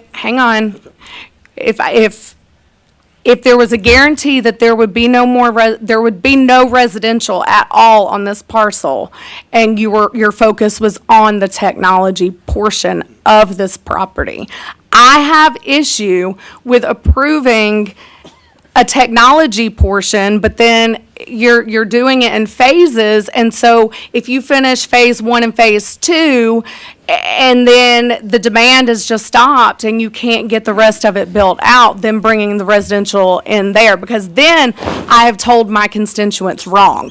Because I'm telling my constituents that this would prevent additional housing from coming into this area. Because right now, and let me be clear, right now you have the right, because it's already been approved, for those apartments, for those townhomes, and for those, the senior living. I've heard over and over and over again about don't bring more residential, no more apartments. This would be an opportunity to do away with that. But there has to be the guarantee that that is what's going to happen, is the technology portion of it and not the residential. That is what we plan to do. That's what we will do. But there's been a lot of back and forth about, well, maybe, and if this doesn't work out, and we just need that guarantee that there will not be any more residential. If I get the commitment from the city to do what we need to do with the technology park overlay, we will make the commitment also. So you answered my question, because my Okay. question was gonna be what Miss Stephanie said. If so, are you saying? Well, and I think you answered that. What so she was asking, if you say you're gonna do this thing, and then if you come up with some empty buildings or some empty land, then you got to use it some kind of way. So you're gonna put some residents on there. Is that what you say? I'm saying we will make a commitment to do no residential. That's 855 units and 100,000 feet of commercial and retail on the front. I will. Oh, I know, but we will make the commitment if we can get what we are looking for here, like we said, with the over. You've been wanting to ask a question, Matthew. I'm sorry. I'll wait till the mayor is recognized. Are you? Your microphone. Are you? Okay. All right. So. Okay. So Kevin, and both of y'all. So Kevin, I understand that what you're saying is that he's already entitled to the 900 units or whatever. Okay. But if he agrees to the stipulation or condition to be subjected to the technology park overlay district, okay, a residential is not a permitted use in that technology park overlay district. So it's not. We just approved it. Please, It's not. please. Okay, so if he commits to that, then doesn't that then prohibit him from building residential on it unless he comes back to council to modify it again at a future date? Yes. That's correct. Okay, so that's so I think that's part of the confusion is because we're talking about doing a stipulation condition with this TPOD attached, but we're also talking like that, like we didn't already say that. So okay, so just so we're all on the same page, I think, Stephanie, that answered your question too, right? Okay, yeah. All right, thank you.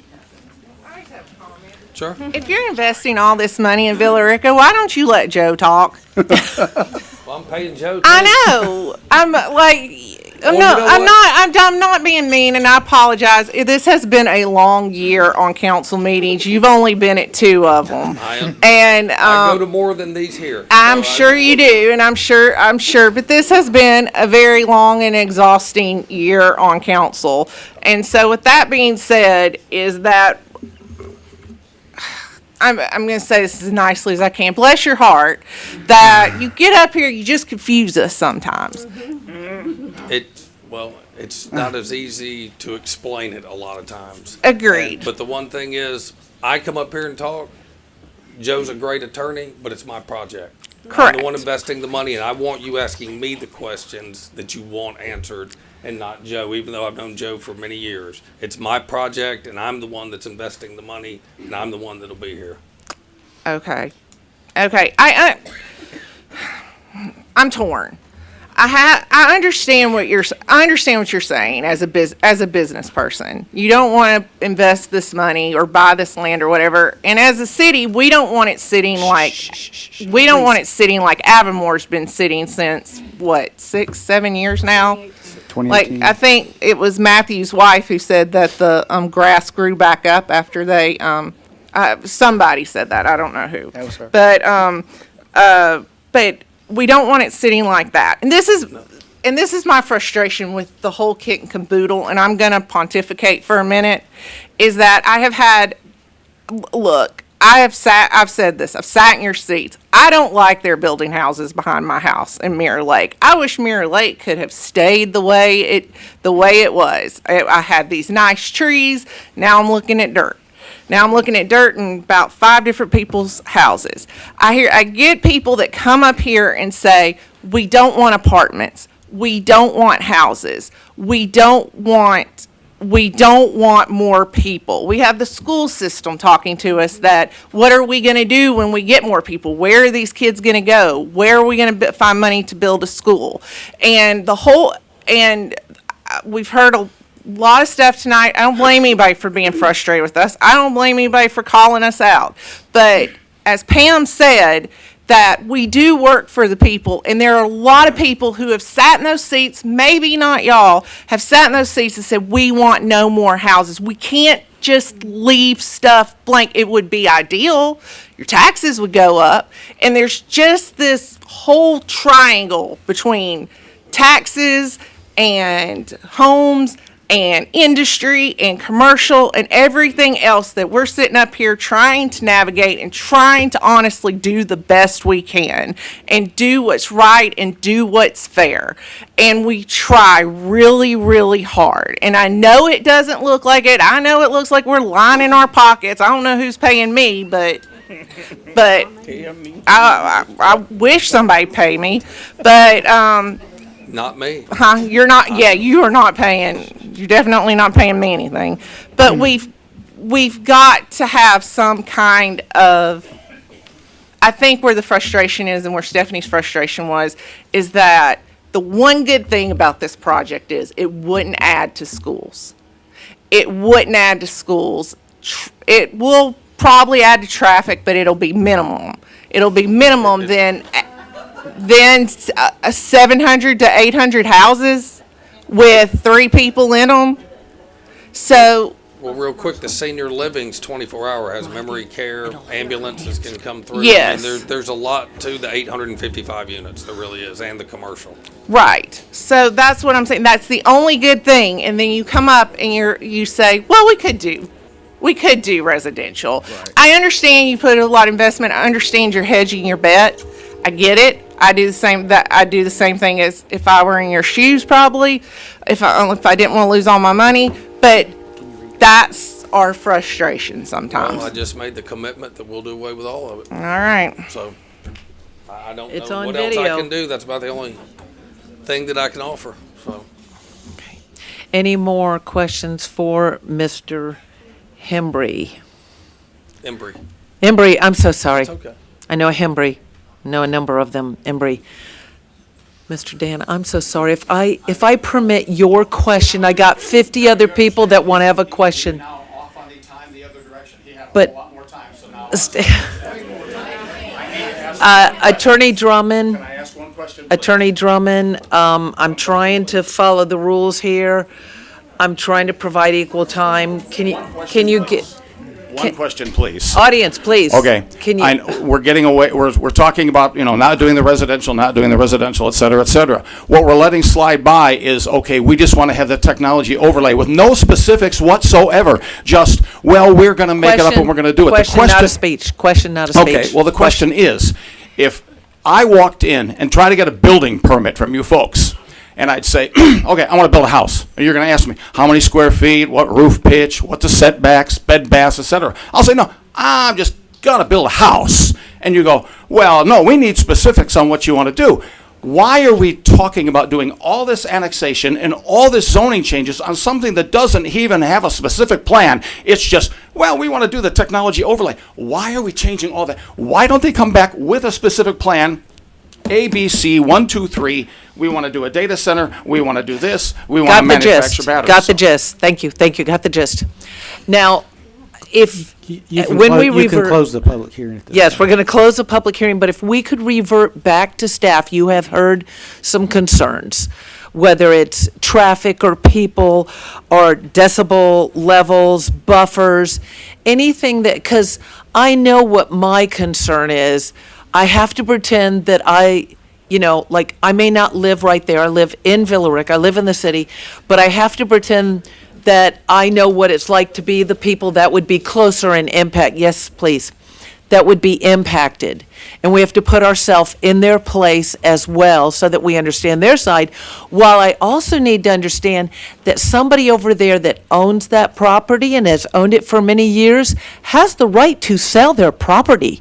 And they have the right to reap the benefits of their property. There's people that are sitting in this room, I bet that at some point, you're going to be leaving things to your grandchildren because you were able to sell some property and maybe reap the benefits, and balancing those rights, protecting property owners and allowing people to reap the benefits of business and industry and development, while also watching out for the people around it. If there's any way that you could answer some questions that were maybe brought up, or if you heard anything that,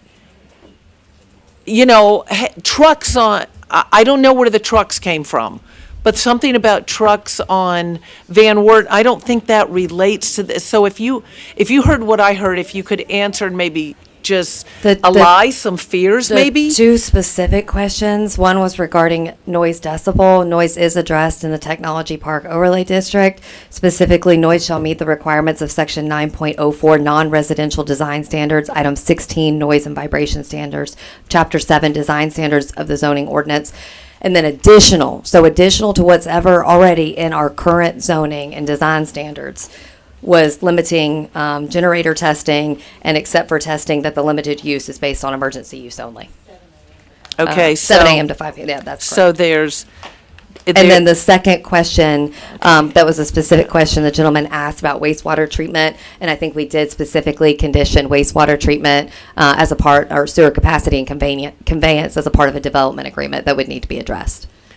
The third item, just recently mentioned, was asking specific questions in regards to what I think will eventually be addressed through, again, our site development and permitting process.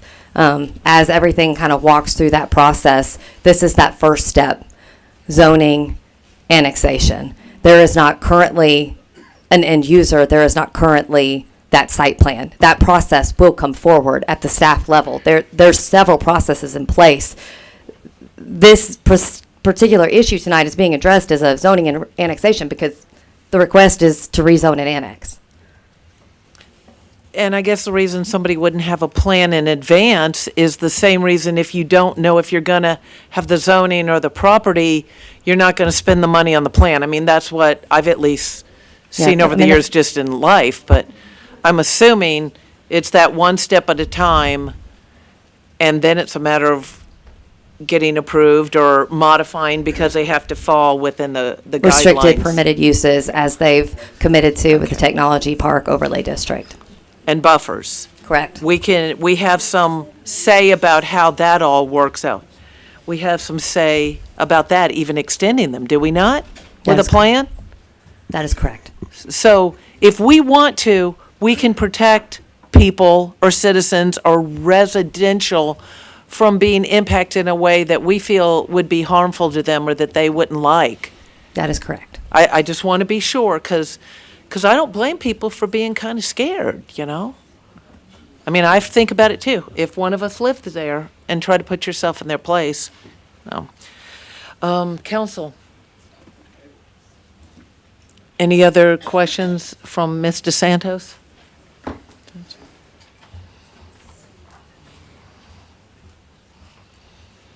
If there's nothing else, I'll entertain a motion. I think Kevin's going to have to do the motions because we don't have them. I've tried to scratch out a motion based on the discussions we've had and some remarks that were made from the podium. So the motion would be, I move to approve the rezoning request for tax parcel 1680090 and tracks 2 and 3 of tax parcel 1690120, and to amend the PUD into the Avamore PUD, and to amend the PUD to be subject to the Technology Park Overlay District, and further amend the PUD to remove all residential housing, including all previously approved residential housing, and subject to the conditions recommended by staff regarding water and sewage. Okay, so you amended the PUD to address some of the concerns about residential and also water and sewer that, okay. Okay, I'll make that motion that our city attorney just said. And the applicant agrees with the motion as you provided. Yes, that's a yes. Okay, I'll second the motion. All in favor? Any opposed? Motion passes unanimous. Thank you. We'll hold off for a minute while there's an exodus.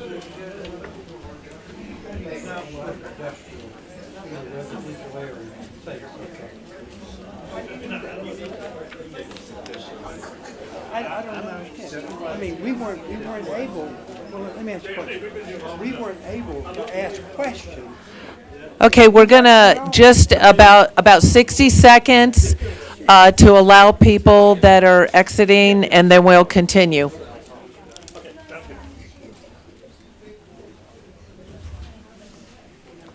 Mayor, while they're leaving, just so I understand, because I think this might be the second time we've done an annexation since I've been here, but we just did the rezoning, but now we have to do the annexation, correct? Is that correct? That is correct. The rezoning is actually subject to these rezoning is subject to the annexation, so if it's not annexed, the rezoning does not. So we have to do the Okay, so- annexation now? Okay. Let's call the meeting back to order. Do you want to ask that? Did you need that clarification so people Well, can I just hear want to it, make or- sure that we're not, because there's only one agenda item for both the rezoning and the annexation. The motion that we just adopted was just for the rezoning, so we still technically have to annex the property, which That's we have right. not done yet, correct? That's right. All right, this is like the second time ever in 5 years I've done Yeah, this. that was addressed in the public hearing, but there actually needs to be two more motions. Okay. So there's two applications for annexation. Are you But gonna? do we need to have another public hearing on the annexation, though? Like No, a separate that public was hearing? addressed in the public hearing. Okay. Are you gonna bring up the annexation now? Yes. So, are y'all ready for a motion? Yeah. I suppose. I move to approve the application for annexation for tax parcel 1680090 and to adopt an ordinance approving the annexation into the city of Villa Rica. I'll make that motion. I'll second. All in favor? Any opposed? Unanimous. And I move to approve the application for annexation of tracts 2 and 3 of tax parcel 1690120 as depicted in the application survey and to adopt an ordinance approving the annexation into the city of Villa Rica. I'll make that motion. I'll second. All in favor? Any opposed? That is unanimous. We are now complete with that section. That was extremely confusing. You said we've done that, you've done that once before? I think the last time we did it was when the so-called Kroger hole was annexed in, but that, yeah, it was right after I was on council, maybe just a few months. Yeah, that's a few years ago. Okay, item 3, ratification of the City of Villa Rica Main Street Advisory Board bylaws revised December 12, 2024. Thank you. Diana DeSanto again, interim city manager. I'm going to go ahead and go over this cover sheet again, but I do want to introduce both Melissa Connor and Joel Crawford. I don't know. I knew Joel. I forgot his last name. Joel Crawford, who are here tonight representing Main Street and are happy to speak to any questions as well that council may have. So the purpose of this item is to update the current bylaws for Main Street Advisory Board, last updated May of 2024, and previously updated in August of 2021 as well as November of 2018. The bylaws were originally adopted by the Main Street Advisory Board in September of 2015. Periodically, the Main Street Advisory Board will review the bylaws and make occasional changes or updates. The board moved to do so in December. All members present for the meeting reviewed the bylaws and the proposed revisions. The updates were approved and voted on at the December 2024 Main Street Advisory Board meeting. The updated bylaws that were originally adopted in 2015 and subsequently revised in May of 2024, August of 2021, and as well as November of 2018 are attached with the most recently approved revisions highlighted in yellow. And again, I know we had some questions last time, so we do have some representatives here this evening. If there's anything additional in terms of questions, they meet again Friday at 9. Friday at 9. And if there are some recommendations that they can take back at that time, I just wanted you to know that meeting will be Friday at 9.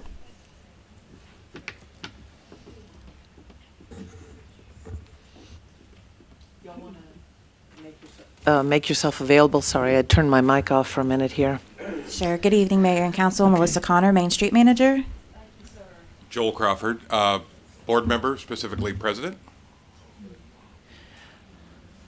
Questions from council? I was just going to ask the obvious one. What was the reasoning behind the changes? We don't have a code of ethics or anything like that currently in the bylaws. And in talking with like Georgia Main Street, and they've said that most Main Street boards have some type of code of ethics just so that you make sure that everything is running the way that it should. Board members are doing what they should. It's an advisory board. We want the board members to be supportive of our efforts. We want them to attend the meetings. We want them to help volunteer at events and things like that. That's just to get these things in place. They're just missing from the bylaws currently. Okay, so have there been any issues with that with any of the board members? With attendance being low or volunteering being low? Yes, we do have low attendance and we do have low volunteerism. So both have been an issue. Oh, okay. That was my question. Yes. But there was, sorry. No, go ahead, Cheryl. Go ahead. Well, it was something was said about the Main Street losing their Certification or accreditation? Unfortunately, that's a misspeak. I also had heard that myself. I spoke with Georgia Main Street today and questioned them about it. They had someone contact them numerous times, asking them various things, and they said that they were giving possible scenarios of what could happen if these things were implemented or not implemented and things like that. We have not been under investigation, nor have we been put on probation or anything like that. We are under an annual assessment that every city goes through, and then we will have a 4-year assessment in February, which is also something that every Georgia Main Street goes through. It's a presentation process. There's a 2-hour presentation that we'll present in Ackworth, and that's pretty much where we are. And that's me speaking with Elizabeth Elliott at Georgia Main Street today, and her explaining where the misinformation may have came from. You know, you hear things, people ask you things because there was something about, I don't go to the board, I don't know about the board, but that you have to be on the board for a whole year before you can be voted into a certain position, especially the presidential position. Is that something in your bylaw? So I'm not exactly sure how that happened before the board was formed. Before I came into this position, I've only been here for several months, but I've not even been here a full year myself. So my understanding is that when Elisa Doyle was the Main Street manager, that the board, it became vacant. It was a dissolved board. She didn't have anyone on the board, and she needed to fill those positions. And in order to fill those positions, she also had to appoint the different positions within the board, such as president, vice president. And because people hadn't been on the board for an extended period of time, you just kind of have to make those decisions. Obviously, moving forward, we would adhere to those rules and laws. But again, those were the decisions that were made before my time. Yes, no, I appreciate your questions. And again, I welcome them. Councilman Momtahan. So Melissa, Stephanie and I are the two members, we're the only two members on the council that were formerly on the Main Street Board. And I think, at least from my perspective, I think part of the concern is that the ability to remove a member of the board is essentially rested into the hands of two persons. And so, that's probably my number one concern about the bylaws. And I don't really understand why do we limit it to just the president and the program manager and not make it a board decision of existing members. Even I understand maybe you don't have a full board, but if there's another one or two members there that can make a vote on it and have their voices heard. But anyway, Absolutely. go ahead. I do want to say one thing. There's also been misinformation that we are down 3 members, that 3 members have resigned from our board. We have had 2 members resign from our board. One of them was based on a conversation that Joel and I had to have after an event. That member chose to resign, but we are only down 2 members. And so I just want to make that very clear to you, because we did have a quorum when we voted on the bylaws. Obviously, we can't have a meeting without a quorum, so we did have a full quorum in order to pass those. But then I'll let Joel speak to your other question. Sure. So we are the public face of Villa Rica when events happen. So we have to have a certain standard set for when we're interacting with the public. And if somebody is representing the city, the staff, the mayor, the council, then we have to make sure that the people are working in a certain way that basically makes them the best and greatest cheerleaders for the city. And unfortunately, we've had instances where that hasn't happened, and we don't have any way to handle those things other than to talk to the person.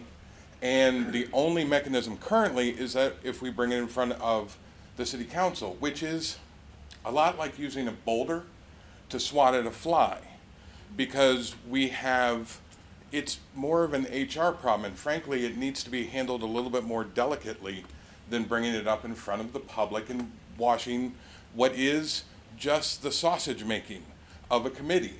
And there isn't the need to publicly flog somebody for maybe not doing the best possible job, whether that's public or maybe that's an issue with policy or something like that. Obviously, if it was something else, we would bring it in front of whoever needs to be notified. But sometimes it's just that we need to set aside some time to make sure that those people are focused on the most important things, which is the downtown businesses, which is the Villa Rica community, and that we have some amount of stick to the carrot that the committee holds. Those are really the only changes to it. I mean, I understand and I agree with that. I think the problem is, though, if taking it to the council was an extreme, I think the other side of that is basically saying it's up to 2 people to remove them when you have a board of 5 members. And that you could take that grievance essentially to the board and let that person's peers have input at least on that decision to remove that person. I think we went from one extreme to the other, I think. is I the agree. issue. I agree that it should be a board decision as a whole. I think what we were trying to get at was that if the decision needs to be made, that Joel or myself or the 2 of us could make like an executive decision. You always have to have someone in charge, right, to make some kind of an executive decision.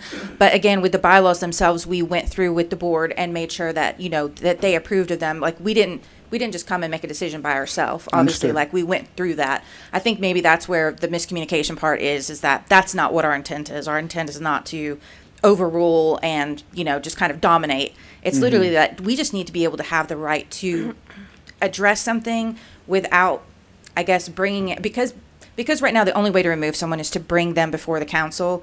But if it's a situation where it could make that person look bad or in some way, like, that's not what we're trying to do. Right. You know what I I mean? So we're understand. just kind of looking for a different way to go about that process without the publicity, I guess, of it. Are you finished? Yeah, I'm fine. Councilman Warmoth? While it may not be your intention to just go around removing folks and to do it in a malicious way, that doesn't mean that whoever may be the next Main Street manager or the next president of the board would not have different intentions. So these bylaws are going to lock, it's gonna lock the future board into these changes. So yeah, I do agree with what Councilman Monahan had said in the fact of this should be a board decision and it shouldn't rely on 1 or 2 people. Because again, may not be your intent, but let's say next people who take your place just don't like somebody and just want them on out, and then they can just get them out. So to put everything on 2 people, I believe it should be a board decision as well. Just to be completely fair and transparent. And listen, the rest of the board's gonna have questions anyways. So it's not like you're gonna be completely private in having them removed from the board. The board members are gonna ask, why was this board member removed? And, the gossip, it tends to be worse than the reality. So it should be a board decision. I think it was an attempt for discretion, for some sort of privacy in a, because if somebody is, go ahead.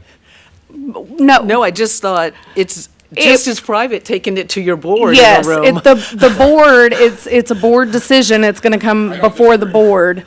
And that is gonna be your discretion right there, is gonna be in front of the board, where an entire board would have that opportunity to make that decision. I agree that that's something that we need to go back and rework that, because again, I don't think that was ever our intent. It's literally so that we can, just not have to bring it publicly. I think Right. was really what we were trying to get at, because, if there is an issue that comes about, that we could discuss that. And I don't think that we ever meant to, we're excluding the board and we're making this decision. I think it was just more of not having to bring it necessarily before council and publicly. Also, our boards are public. What we do is in the minutes. Well, It look, is. you're preaching to the choir. I get it.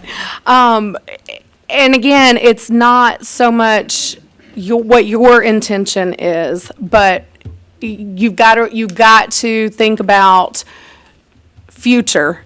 you know, whoever is in your place later on, what is that going to allow them to do to other people? And that's all I'm saying as far as that goes. I completely agree and understand that, simply because we are in a situation where we don't have what we need in the bylaws. And so that's kind of like how we got there. So I can definitely understand that if it was somebody else coming in, we want to make sure that it's very clear. We brought it before council hoping to, to get something changed, and perhaps we just didn't angle it right. But that's okay. We can tweak it and bring it back before council. We are and both go a little from bit there. new at this, and so That's okay. we are coming in, and I appreciate all of your questions and the help, because again, we are trying to do the right thing, and just I guess. Right.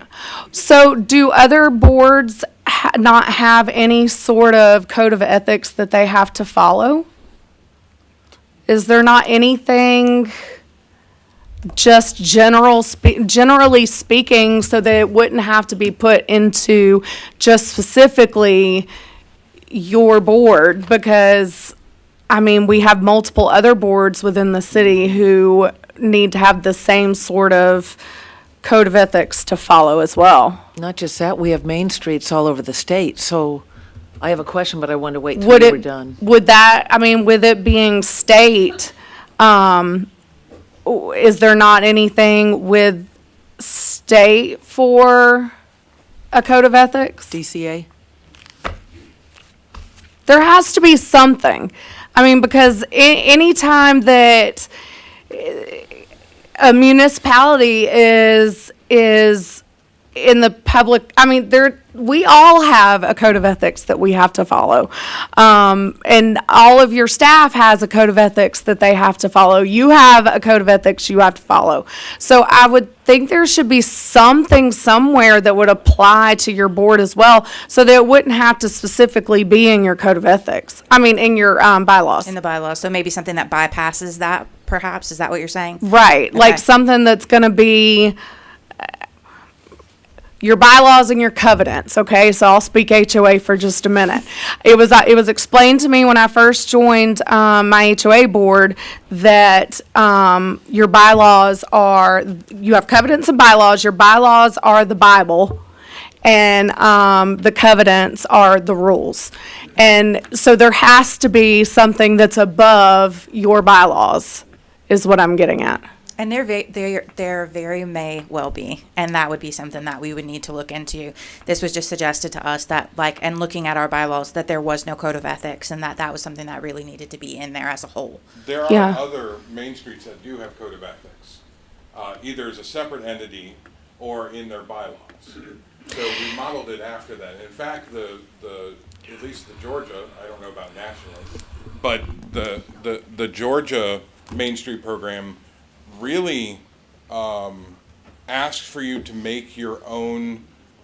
They have some criteria, obviously, that have to be met, but they treat each city as an individual entity and know that they can be different from within the program, because that's what part of the review is for, is that we are uniquely good at doing our job for Villa Rica. Will it work in Warner Robins? Not sure. So they don't lay out specific things for the bylaws. What they do is they tell you that you need to have bylaws. But there's nothing in what you're presenting to council in your code of ethics. There's nothing that is completely off the wall. It's all pretty general. But what I'm saying is this even necessary? That's what I'm getting at. Is this even necessary? Because there has to be something with the state that would already have this to where it would be implemented for you. Can I jump in? Yes, please. Article 6 of our ordinances is our ethics ordinance, and it applies to anyone appointed by the mayor, city council, to any city authorities, commissions, committees, boards, task forces, or other bodies. So then they would already fall under So the they city. can recognize in their bylaws that they're subject to the city's code of ordinances. Okay, so, and just real quick before I shut my mouth, the only other thing that I saw on here was a change to the spending of funds. Can you explain that part where it says the advisory board shall have the authority to administer the monies from the Main Street fundraising account with the support of the city? The Main Street manager shall have discretionary authority to spend funds from this account as needed to further program objectives within limits approved by the advisory board. Was that not something that was in there before? I mean, No, in fact, the funds for, we have two funds. We have the city funds and we have the nonprofit. And it's, there was a shall be presented to the board.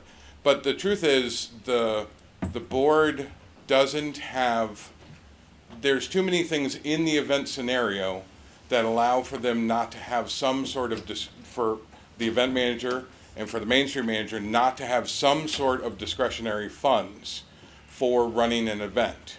Like, we only meet once a month. She can't come to me and say, hey, we need toilet paper for this event, because I can't get the board together in time to do that. So what we did is change the language so that they would have some decision on making that discretionary funds.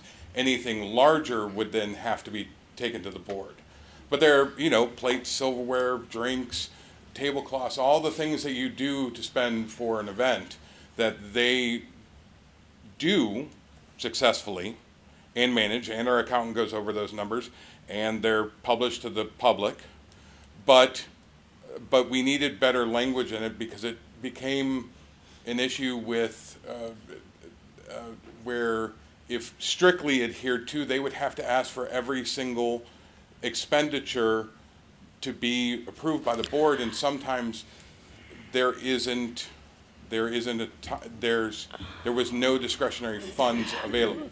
but, and Matthew, correct me if I'm wrong, but I don't believe that the Main Street manager came to us for every single thing that was spent. So again, I don't understand, but they didn't, and we had we didn't have this change. So we served on the board many years ago, and you're wanting this to be added for clarification, so you don't have to come before council for everything, but there wouldn't be a need for that because the Main Street manager, she's staffed. She has the ability to spend a certain amount of money as is anyways. Correct. I think there's also miscommunication here, whereas this was mainly so that we didn't have to present to the board, like our board, every time money was spent. Because Karina, our events manager, a lot of times has to buy things, and that comes out of the nonprofit if it's for a Main Street event. And so before I even got here, money was being used from that. But then the board came and there were some questions about, well, you can't just use the money frivolously out of that account, which everything is documented and accounted for. And that's, that's something that, like, we have a CPA, and then it also, every month when we have our meetings, it goes before the board.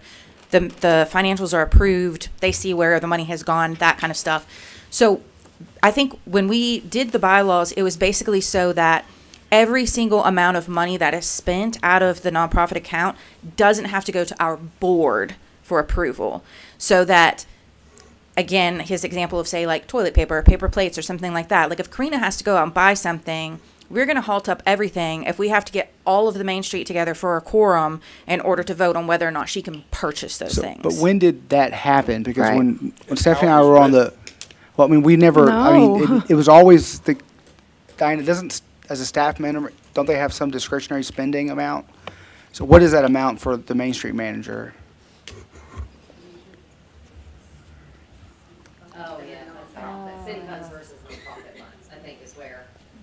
But doesn't she have discretionary funds out of the city funds, though? Yes. So I guess in our experience, the Main Street manager just used her discretionary, or his or her discretionary funds out of the city fund. So when was the decision made, I guess, to cross over to the fundraising side and use those funds? That was happening before I got here. So that money was already being taken out of the nonprofit side.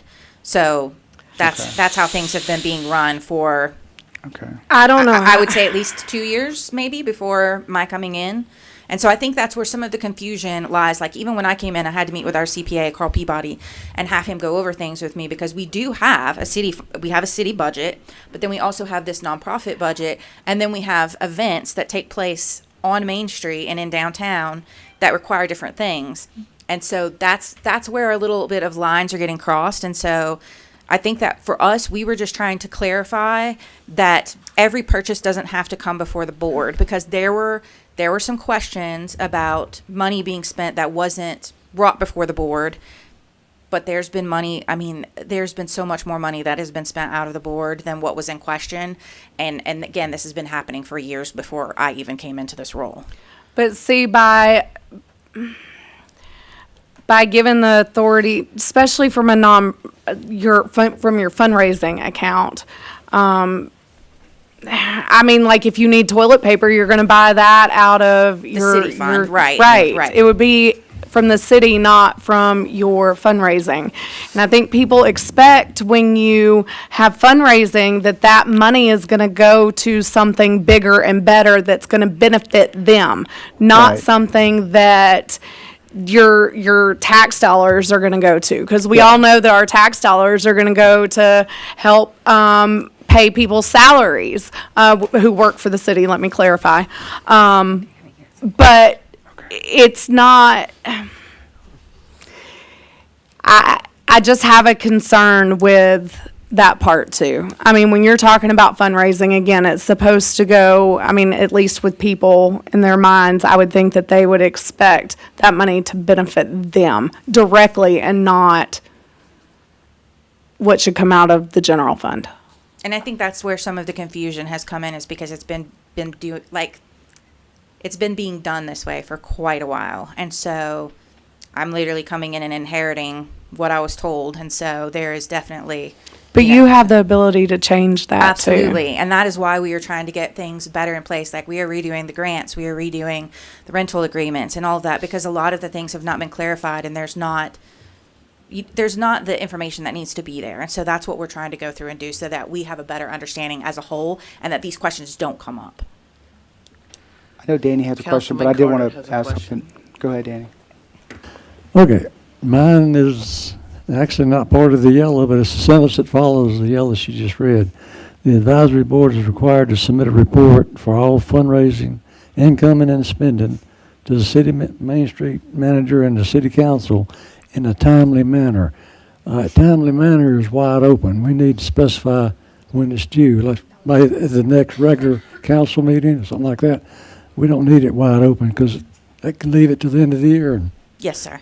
so we need to track it. We're supposed to be the oversight, so we need to track it better. Yes, sir. Agree. Okay, question. Because both of them have been on Main Street, so they have the firsthand experience. I never did. I didn't serve on that board. They knew the way it worked. My question would be, number one, with the resources we have of Main Street people that used to be local that now work at the state level. Well, we have one that went to Rome, but Miss Reynolds, that's now Worthington, used to be Carrollton. She's now at the state level with DCA. Did y'all vet any of the things you wanted to do through DCA, who actually does the certification, right? We get certified to be a Main Street by DCA. So I would highly recommend, which is why I'm listening to them more than I would listen to myself, is because of their experience. They've been on the board. The other thing that I think is that's causing confusion that did not exist prior, did you come in July? Yes, ma'am, I did. July, okay. Is we didn't have an events person and a Main Street person with their jobs doing this. I am so confused by what's going on right now between who to call sometime, because the things that used to always be clearly Main Street are now both. They're Main Street, they're downtown, they involve Main Street, but there's an events person that's, I think, in recreation department now too. And that didn't exist when y'all were there, Yeah, so. because when we came on the board, they had just changed it from that system. And then to where it was no longer like that. Like that was part of the revitalization of Main Street, because Main Street at that time in 2015 was like basically, this is your last chance to have Main Street, otherwise the state was going to yank it. And so Chris Pike, well, actually it was Kizzy Howell first, and then Janet Hyde was deeply involved, and then we were on there, and then Kizzy left, and then there was another woman involved in there too, but then Chris Pike came in, and so it was all when basically Main Street had devolved into just basically being the events arm of DDA, and they were doing nothing, and then Parks and Rec was handling all the events or something like that. And so that was a concern I had when we went back to that system again back in July, was I think you're going back to a way that got us in trouble 8 years ago, and I mean, obviously It we're still actually testing. started before July, did not? Yes. Yeah, It's yeah. been Okay, I running don't like remember. this for a couple of Yeah. years now. Well, Yes. but as with Karina being, with the events manager being in Parks and Rec though? She wasn't in Parks That and is Rec, new, but there they has were, been an about. events manager and a Main Street but manager. they were still in tourism. overlapping. Yeah, that's what I was talking about. When the events manager was a Parks and Rec, the events manager was always, back then we had tourism and a Main Street manager. The events manager actually is kind of new, but the events themselves were previously, everything was Parks and Rec, and then Main Street picked it back up again when we got involved in about 15, 16. And now we're back to where Parks and Rec is doing events again. So, and that was a little concerning to me about July, but, I'm always willing to test the waters. If That I might can ask work my on a question real work day. quick. Maybe reorg, maybe just y'all look at it. I don't know. I think, Stephanie, correct me if your recollection is off, but the fundraising account money was basically money that we sent for facade grants and boost grants and stuff. It wasn't for like the day-to-day incidentals or operations. And so we approved each one of those. The board approved whenever we awarded a boost grant or a facade grant and the other grant that I can't think of right now. So I think that's probably why we didn't need that in there, because the board's approving those expenditures. And see, a lot of that stuff also runs through DDA. Okay. So because I'm over both the Main Street Yeah. board and the DDA board also handles some Well, of the grants, at which is the- why we're rewriting a lot of them because Yeah. of the confusion. I mean, at the time, though, there were designated Main Street grants and there were designated, DDA grants. Okay. Boost and So- facade. Right, and some others. So. I don't, Will of the council, what's the will of the council here on this? I think we've kind of given you guys some ideas of where we're at, and so my motion would be to table this until February. And I'll second that motion. All in favor? Any opposed? Agreed. Thank The you guys motion- so much for your time. Unanimous.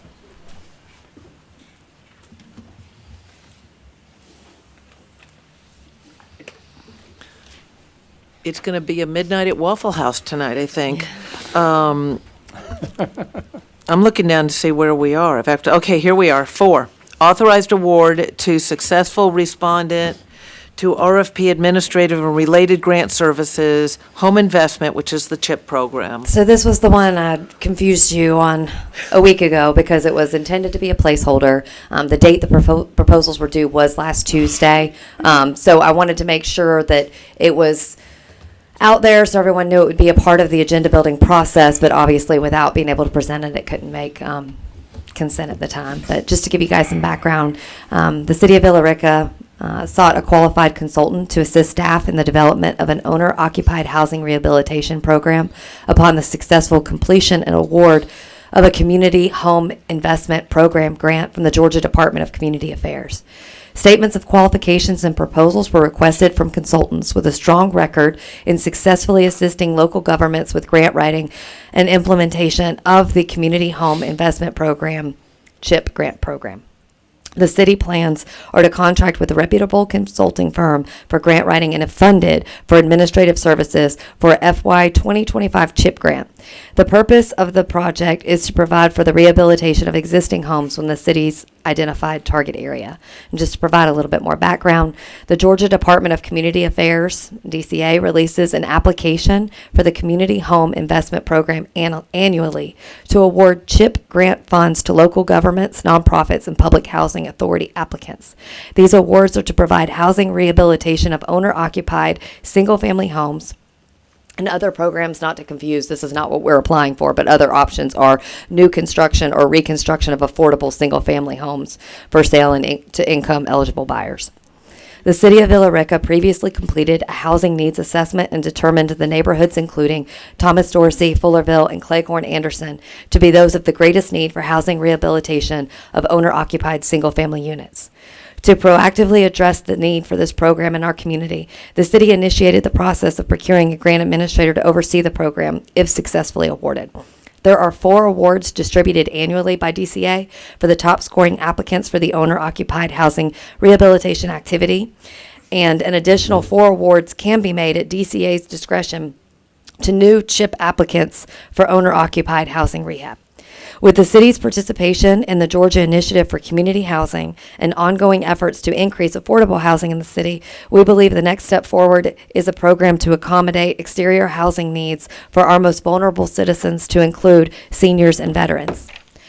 Responding firms, so the scope of work identified in the RFP released, responding firms should be qualified to provide grant administration and related services, including but not limited to preparation of the grant application, preparation of environmental review records, preparation of draw or disbursement requests, assistance with financial administration of grant funds and record keeping, assistance with holding public hearings, assistance with required acquisition following the uniform relocation assistance and real property acquisition, assisting the engineer and or architect with preparation of bid documents, advertising and conducting the bid opening, assisting the city with Davis-Bacon and related labor requirements, including weekly payroll review and employee interviews, assisting the city with meeting affirmatively furthering fair housing requirements, and preparation of closeout documents.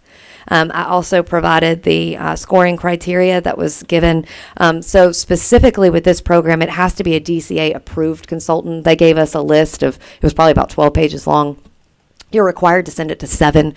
We sent it to about 14. I got 2 email bounce backs, so at least I know 12 received a copy of it. We unfortunately only received 2 responses. And then we rated them based on, again, this pre-approved DCA required scoring evaluation. So we received one from Residential Enhancements, Inc., DBA RE Global, who received an overall average score of 12, and Business Solutions, who received an overall average score of 9.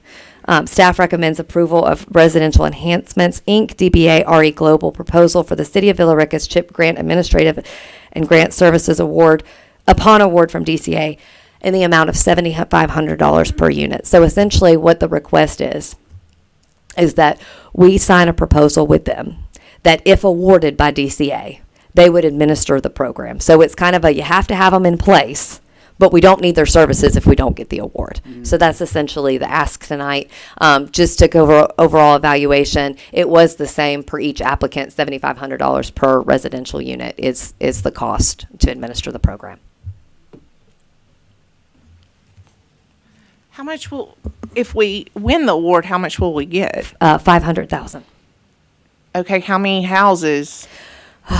20 is what I believe we applied for. Or how many residential units is the I believe I'd have to go back. It's been quite some time since I started drafting it. I drafted it in late November, early December. I believe it's either 20 or 25 was the total. And again, the program is exterior only, so we'd be looking at housing units that needed new siding, assistance with ramps, new porch, new roof, new windows. So it'd be for exterior services. Okay, so I split it at 23 homes. Mm-hmm. And so of $500,000, we're going to pay them basically $173,000 to administer the program. To administer the program. Correct. Okay.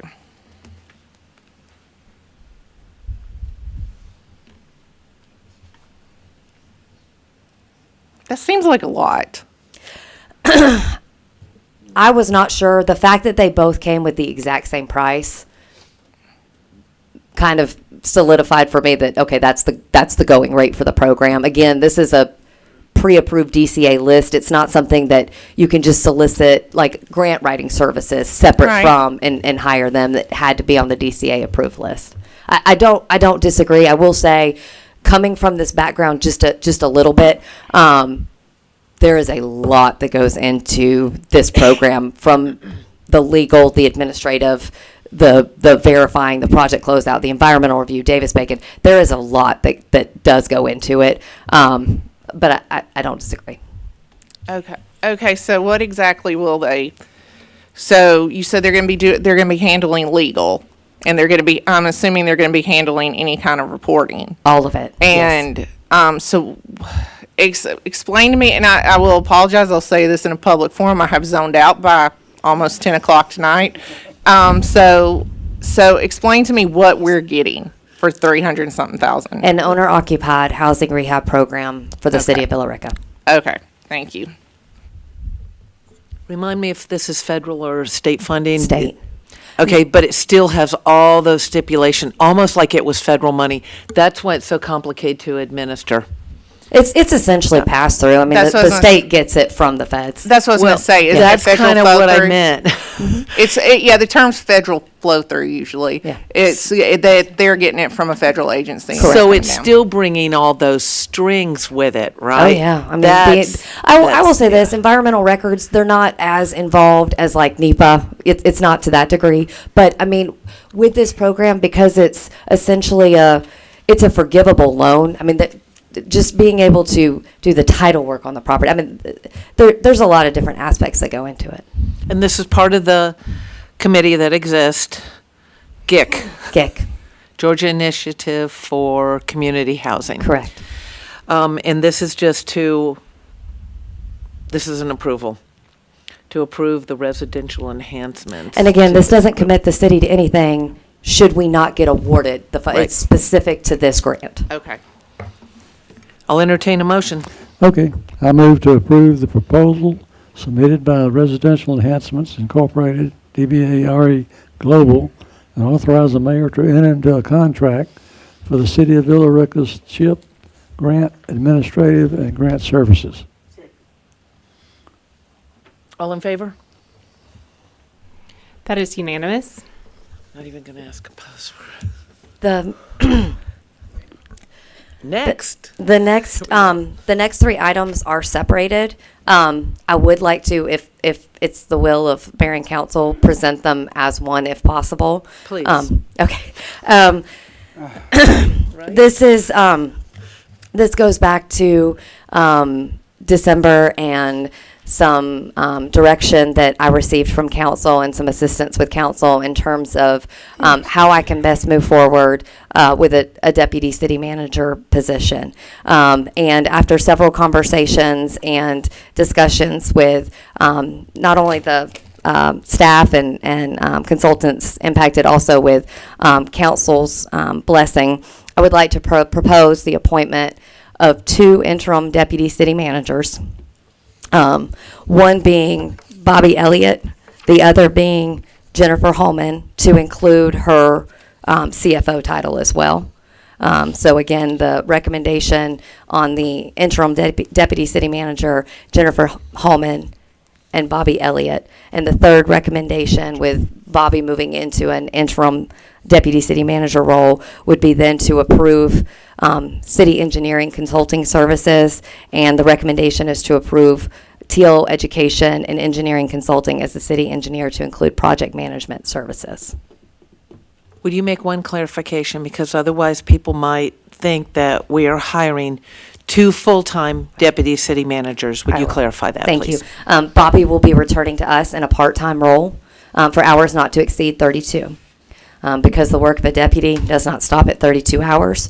And because she said yes, Jennifer Hallman has offered, and I am so excited to have her extend her offering from CFO to include those responsibilities and start training in the interim deputy city manager role as well. Thank you. Questions from council? Diana, will you send us like a list of what departments each deputy Absolutely. is kind of over? I've already started on that today. Yes. I appreciate it. Thank you.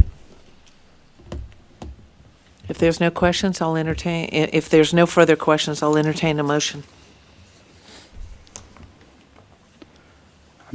Well, since she combined them all, I don't know how to. vote the Oh, motion. yeah, how, well. Let's see if Kevin can do it on the fly. Can we open them one at a time, or how do we? need a? Okay. I Do think 'em I'd one at- still do the motions one at a time. Okay. Yeah, so just, yeah, you have to Alright. open up each attachment here. All right, I'll do the first one. Do you get the first one? Okay. I make a motion to approve Teal Education and Engineering Consultant LLC as the consultant for city engineer. Second. All in favor? Any opposed? Motion We're passes good. unanimous. Okay, I got a second one. I make a motion to approve the appointment of Jennifer Hallman to interim deputy city manager / CFO. Second. Sorry. All in favor? I'm sorry. I'm getting tired too. All Motion passes unanimous. right, one more. All right, I move to approve the appointment of Bobby Elliott to interim deputy city manager. We have a first and a second. All in favor? Any opposed? Motion passes unanimous. Thank y'all. Very much. Very We much. might want to have an alternative plan for the city manager report. Does that mean y'all don't want me to report? Would you be heartbroken if we did not do it tonight, or is there something you want to make sure we hear? There is one thing that I do want to make I mean, sure if you- that no. It's fine. It's fair. Wish I'd prepared for that earlier and switched some presentations. Well, around, but that's okay. listen, No, it's on the if it needs to website. I mean, happen, it's it needs to it's- happen. The one thing I may do is go back and the version on the website, add the notes, because there is a lot of context that's not included in there. And one of the biggest notes is to echo what Councilman Momptahan said earlier today, and that was in reference to all of our city team that worked Winter Storm Cora, Public Works, Utilities, Police, everybody that came out and worked it did an amazing job to also address something since Winter Storm Cora, because I think it needs to be addressed. Councilman Wormuth and I have talked back and forth about the GFL decision regarding Friday's trash pickup. They notified us on Thursday that their intent was to delay the pickup until the following Friday. We did try to message that. There was a lot of information to put out there, so it was definitely one of those, if you didn't catch it at the right time, you weren't going to see it. I will be as transparent as possible. We were posting stuff constantly, just making sure people stayed weather prepared. We did receive some negative feedback about the decision from the 800 residents that were impacted by the decision. We certainly shared our frustration with GFL, to say the least. What I would like to ask of council for consideration tonight, and I'll follow up as you're processing and thinking. One of the items mentioned after we asserted GFL's position on Facebook was a request for a bill credit. So I asked the team to tell me what a bill credit would look like, how much it would cost, the impact, and it's, to me, negligible considering what residents kind of have gone through with the frustration. It's $4,200, and subsequent to that, Ms. Hallman further negotiated on our behalf to get some of a credit back to the city as well. So it would be almost, I won't say it would be a wash, but it would be less impactful to the budget, and I would just, again, not a vote, but just some consensus that you guys are comfortable with me moving forward with that bill credit.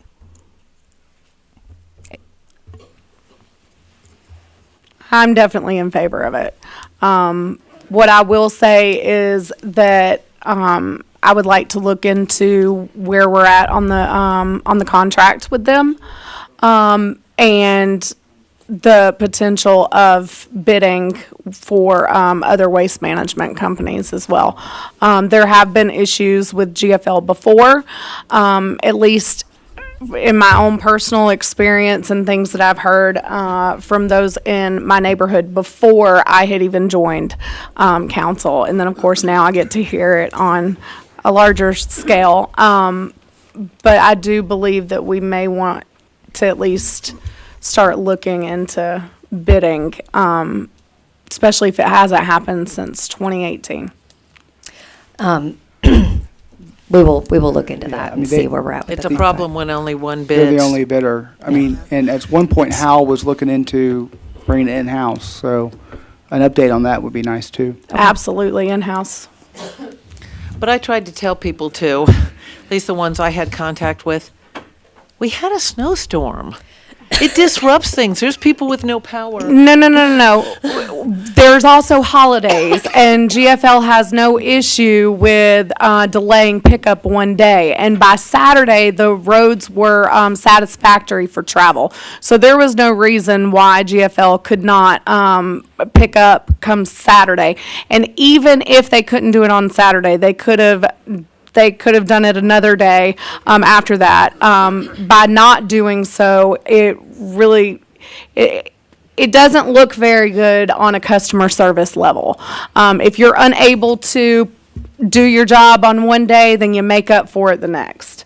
I wasn't sure of the conditions of Saturday, really wasn't, so I don't know. Well, they've run on Saturdays before. They've done they delayed have, pick. yeah. Yes, they've done delayed pickup, and there was no reason not to pick up after the snowstorm. Worst case, they could have done Monday. Yeah. Yes, and I don't disagree with you. To me, the message we tried to put out there was least impactful. How I feel about it is the numbers of people were least impactful, but the people impacted was probably the heaviest impact that could have happened. Two little birdies in the back row just told me that we have a 5-year contract with GFL that ends at 2027, which is probably why we're stuck. Then they need to provide better customer service. But just realize that it's true, they weren't waiting in line to bid. It's been tough. That's why we looked at, we were told that we were gonna look at doing it in-house. I never know how far that got. Okay, can we adjourn, please? We have a motion to adjourn? All in favor?